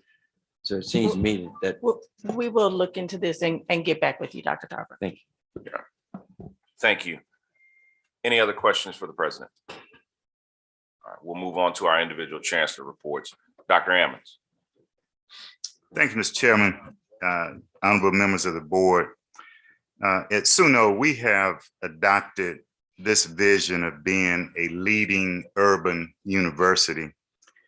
And among the areas that we are going to focus our programs, our teaching and research, are areas of education and health disparities. And in line with that, Ms. Smith, you may be interested in this, but Bessie just approved Suno's College of Education and Human Development to offer certifications in special ed mild to moderate elementary 1 through 5, grades 1 through 5, and also special education mild and moderate grades 6 through 12. And so this is a continuation of the building of capacity in education at Suno to serve the New Orleans area and that region. Secondly, we are preparing for a visit by the Louisiana State Board of Nursing for our nursing program. That visit will take place next month. This will be the final leg of approval before we take in the first class this coming fall in August of 22. And President Belton, you and I have talked about this, but we certainly want to have Suno included in the legislative funding for nursing programs if that funding is approved for this coming year. We will begin and therefore in next fiscal year, we will actually have the program in operation. And so we're hoping that support through that funding will come through for Suno as well. We also sponsored through our School of Social Work a 3-part documentary, The Challenge of Change, President Obama, in Pursuit of a Perfect Union. This documentary had had 3 sessions that were provided via Zoom, and it had a very broad national audience. And one of our speakers was the president of the National Association of Black Social Workers, Dr. Melissa Haley. Also, too, we have to continue to appreciate the significant funding that the system is receiving from DXC. DXC, as you know, is providing funding for Suno as well as the Southern University Baton Rouge campus in the area of technology. And through this funding, we have another wave of students who have now completed Amazon Web Services certification. This is one of the certifications that is in extreme high demand for workers in that information technology arena. And so we have 2 more students at Suno who completed. And this certification, this AWS Cloud Practitioner credential, helps organizations identify and develop critical knowledge related to implementing cloud initiatives. And as you know, most everything is in the cloud now. And so earning this AWS certified cloud practitioner validates cloud fluency and foundational AWS knowledge.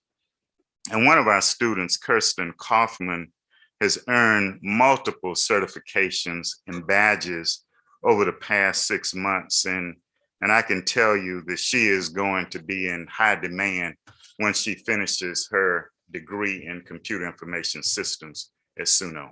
Mr. Chair, that concludes my report.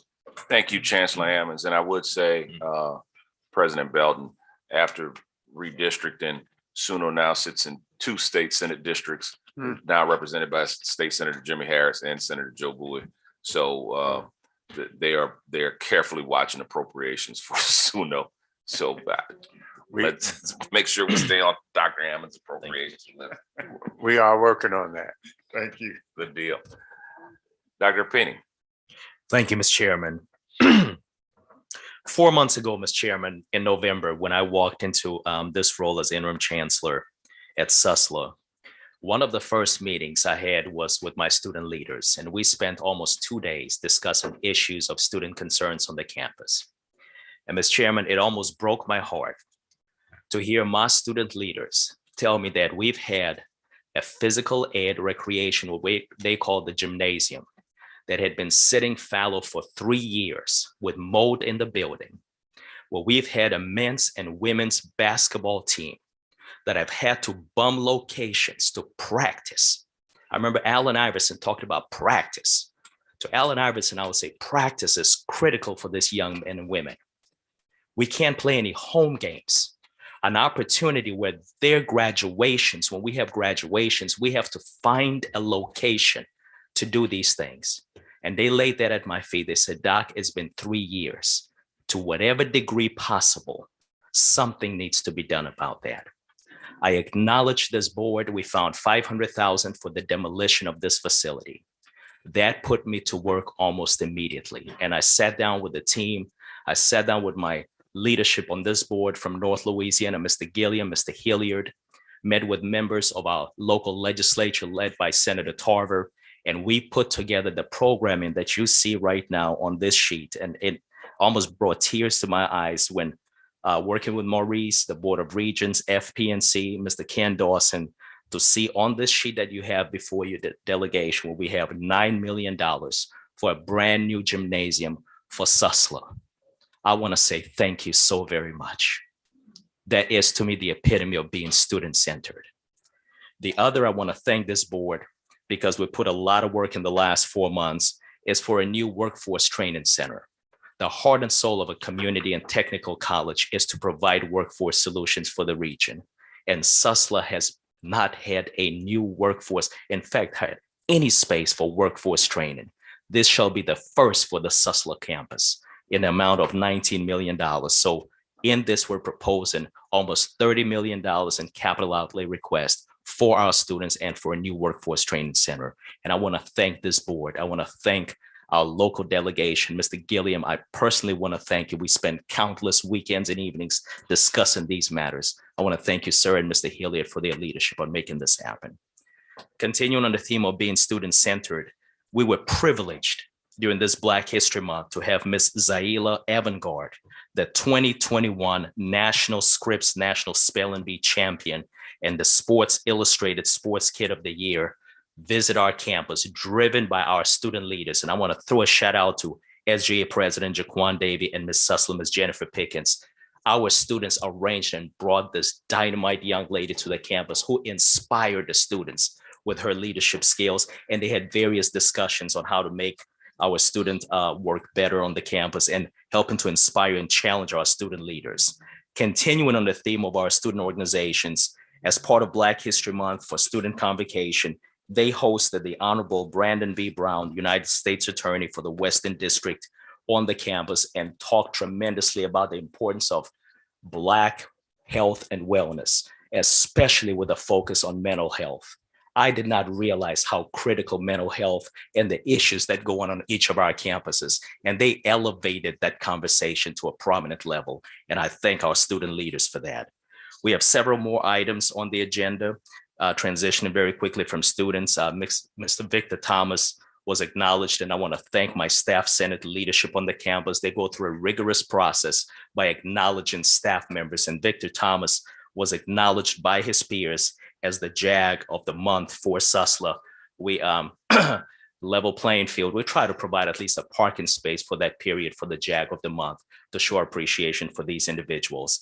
I'm not going to go any further. The rest of the report is in your packet, but once again, I want to thank this board for all of the support you show to every one of our students, faculty, and staff at Sussler. Thank you very kindly, Mr. Chairman. Thank you, Dr. Penny. Dr. McMeans, are there any comments for Dr. Penny? Dr. McMeans? Thank you, Mr. Chairman. I also want to also congratulate Attorney Robert. That appointment is very big for land grant institutions in that rural development under the auspices of USDA have very similar goals in line with our extension program. So we look forward to working with her. And also the comments that President Belton made regarding legislation. I want to thank him, his leadership, and Dr. Merrick. When I arrived at Southern University and the Ag Center, we had a budget of about $3.7 or $3.8 million in state funding. With the numbers that are going forward without the significant increase that we requested. We're now at about 6.8 million. So we are making positive strides in moving the needle. We were also one of the universities listed in Forbes as it relates to HBCU underfunding.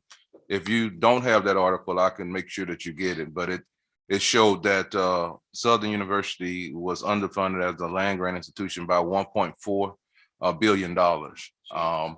And we were ranked, I think we were number 4 on the list behind A&T, FAMU, and maybe Tennessee State. I'm not 100% certain.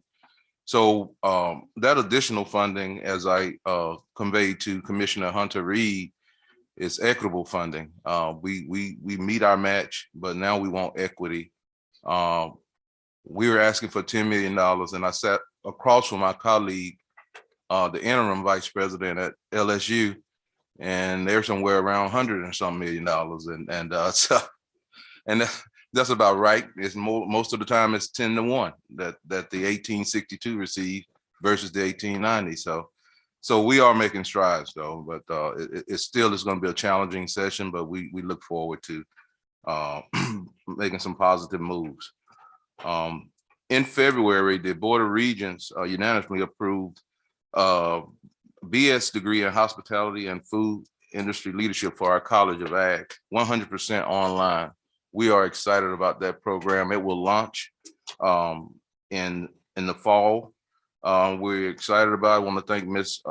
Tracy Barley as well as Dr. Ammons for his support, as well as helping get that program through. And it's important that we have that. We did do our research and found that that was a area that was needed.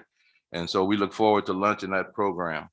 Also in December, I didn't have a chance to report on it. Environmental toxicology doctoral program was transferred to the College of Agriculture. And this was great because Dr.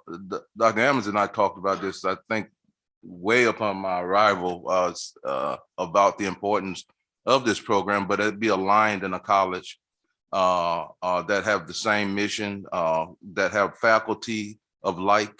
And so we're excited about that. And so now the college has 2 doctoral programs. We are assessing and trying to grow the faculty and increase that doctoral program. We have already started working on our 3rd PhD program, and it's going to be in sustainability. And that too is a really big, broad terminology, but also in our environmental toxicology. Next week, I have a meeting with General Honore. He's very interested in the water quality and toxicology portion. And so he is going to connect the College of Ag with some individuals in DC to try to make that happen. And we are actually looking at an institute that will be in water quality and climate change. So stay tuned. And last but not least, next week will be SU Ag Week. And we're really excited about it. On Monday will be Campus Agriculture Day for SUBR. The one that I'm excited about is the SU Lab takeover that's occurring on Tuesday. And that will just be hands-on demonstrations with students about the importance of agriculture. And so that will occur on Tuesday.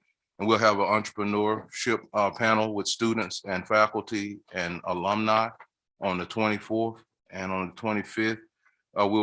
We have an Ag alumni speaker series, and Miss Allison Thomas from FAS, Foreign Ag Service, will be our speaker. And then there will, on Saturday, there'll be a 5K run, walk, and health fair.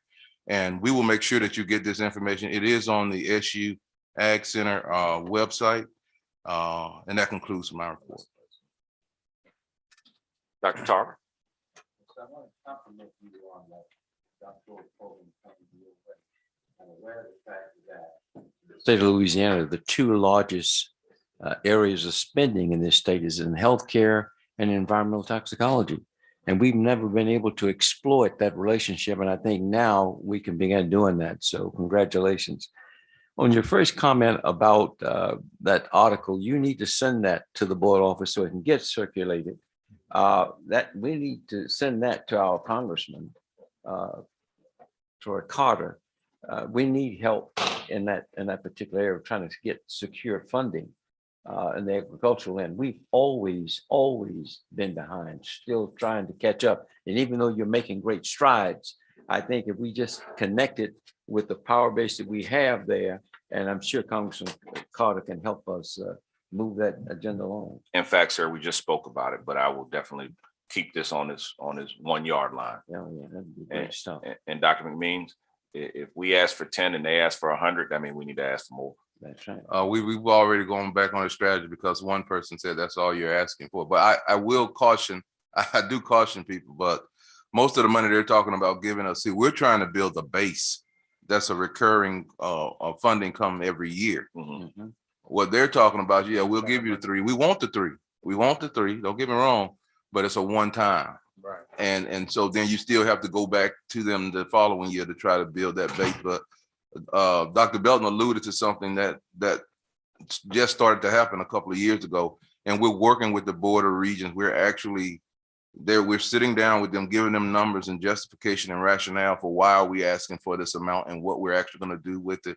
What are going to be the outcomes? So I don't think other land grant schools do this, but we're asked to do that, and I don't mind doing it because it's definitely paying off. We've doubled our money, doubled our state base in 2 years, so I think we'll be there. But if they give me 5 or 10 one time, we'll do it. But we'll take it.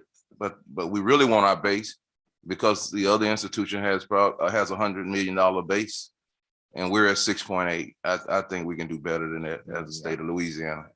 I agree with you. Any other comments for Dr. McMeans? Dr. Sahu.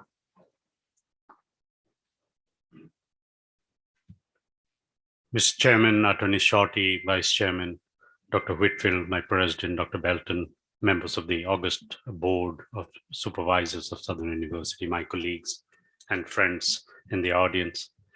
I would like to not read from it's available to you, but reinforce something and enhance your understanding and your deliberations at the governing board of this system.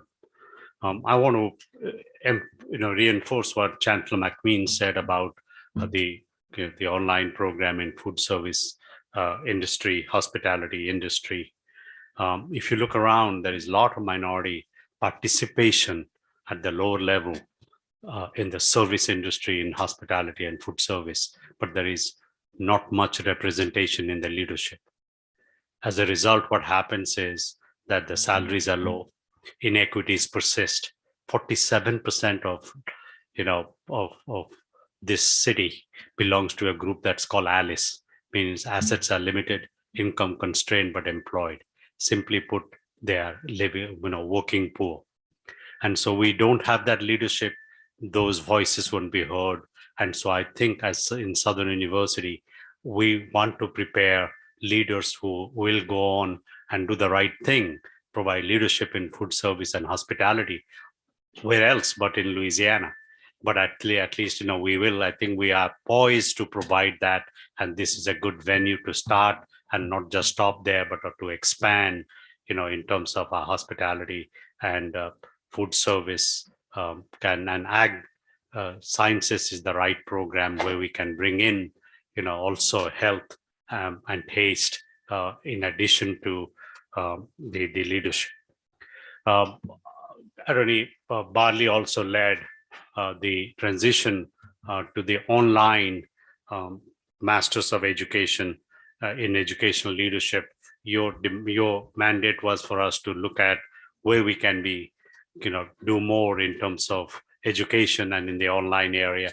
And I want you to know that wherever we have, and we are trying to also do the same in some of our PhD programs where we want to, now that we have the capacity to provide instruction in multiple formats, both in face-to-face, hybrid and online, we want to be able to be more relevant to the citizens of Louisiana and beyond, to be able to provide a mix where the citizens and the demand for students who can take these courses without being asked to be present at a particular time where they can still have to work and still enhance their credentials. Go off a little bit while we are talking appropriations and funding. I would urge that for us, now that we are a Carnegie classified doctoral high research university, that this is the right time for us to think in terms of our ability to recruit, retain, and develop talent on our faculty. We will remain committed to our student-centeredness to provide a student-centered learning environment, but we can't do that with the faculty.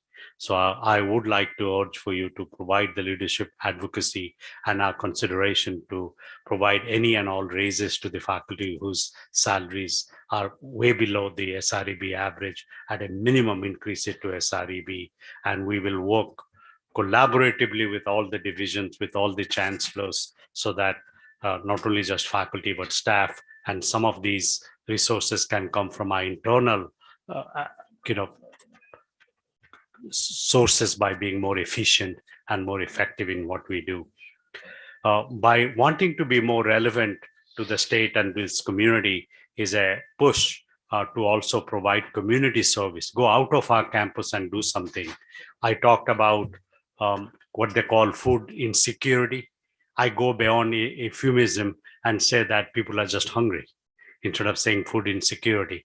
I want you to know that by virtue of my association and a little bit of research, I found out that Louisiana is where the largest proportion of children who go hungry.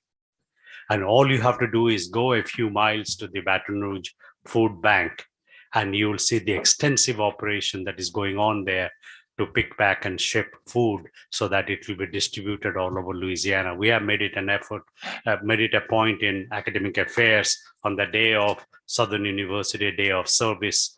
We went and volunteered at the food service and put together 693 boxes that could be packed and shipped to all over Louisiana, to churches, schools. And we have a Baton Rouge food bank outlet here on our campus because that food insecurity is also on our campus. This is one way for us to be relevant, one way to show that we care. We'll provide leadership, but we'll also go out and do the right thing. The other consistent with our strategic plan. We still think about increasing our enrollment to 20K. And so 2.5 years ago, right before the pandemic, we had gone to Houston during a football game and outreach to the community college. They're called Houston Community College, downtown Central. And I found out there are 16,000 students there, and many of them are minorities or people of color, and they are looking for where do they go next. And I think we have an opportunity because of the leadership in that board of Southern University carrying alumnus or alumni there, so that I went and I reinforced, because I had developed a relationship with the president of that community college. And now they have agreed to give us a room and a table and attention and a presence in their webpage, so that the students will know about us and we'll be able to transfer. 3 days ago, I met with our president of our alumni Federation and several of the chapters, and made a commitment that not only in Houston, but in Austin and in Maricopa County, in Arkansas, in California, in Washington, we will revive our MOUs, and more so in Susla. We will be we will see them as opportunities to bring them to our campus, nurture talent, and be relevant both to Louisiana and to our nation and beyond. One other theme that I think we should know is that I just came to know, Mr. President, that 3 of our graduate students in the STEM area were selected. Very few are selected to receive the IBM fellowship or scholarship. Last year, they were giving 15,000. This year, I read the number is 12,000, but 12,000 is not a small amount for a student who want to, do well in school and somehow, pay for their school. And 3 of our STEM students in computer science and in engineering were selected for that IBM fellowship. And one of them who was presented last year has then gone on to be recruited by IBM and is excelling there, where IBM is writing about the contribution of the student. The other area is retention and persistence of our retention from first year to second year, and persistent beyond, leading to graduation, like passages, 100% passage in licensure, and then placement for which they are trained for. And I want you to know that, Dr. Belton, thank you so much for allowing us to restructure and provide University College. What we do at University College is that we provide orientation, we provide intrusive advisement, and we provide more focused academic support in the classes they are taking, and provide issues like what do you need to succeed in college. We use the Franklin Covey 7 Habits of Highly Successful Students, time management, all the financial management, so that they will not only be successful while they're with us in college, but also be successful in life, so that they can have productive careers and be noble citizens. And I would like to commend my president, and also a colleague of mine, Dr. Jackie S. Johnson, who leads the effort, and through him, everybody in University College, for enhancing our retention rate first year to second year to go from 60.8% to 67% within a short period of 1 year. And when we do this, it'll automatically make us more, our graduation rate will go up. When our graduation rate goes up, our placement rate will also go up. And that's the strategy that we are using to be more relevant, to be more responsible in terms of taking care of our students, and also prepare them for productive careers. Thank you, sir. Thank you, Dr. Sahu, for that very informative report. Is there any other business that the board needs to deal with today? Any other business? Seeing none, can I get a motion to adjourn? So moved, Dr. Whitfield. Moved by Dr. Whitfield, seconded by Ms. Williams. We are adjourned.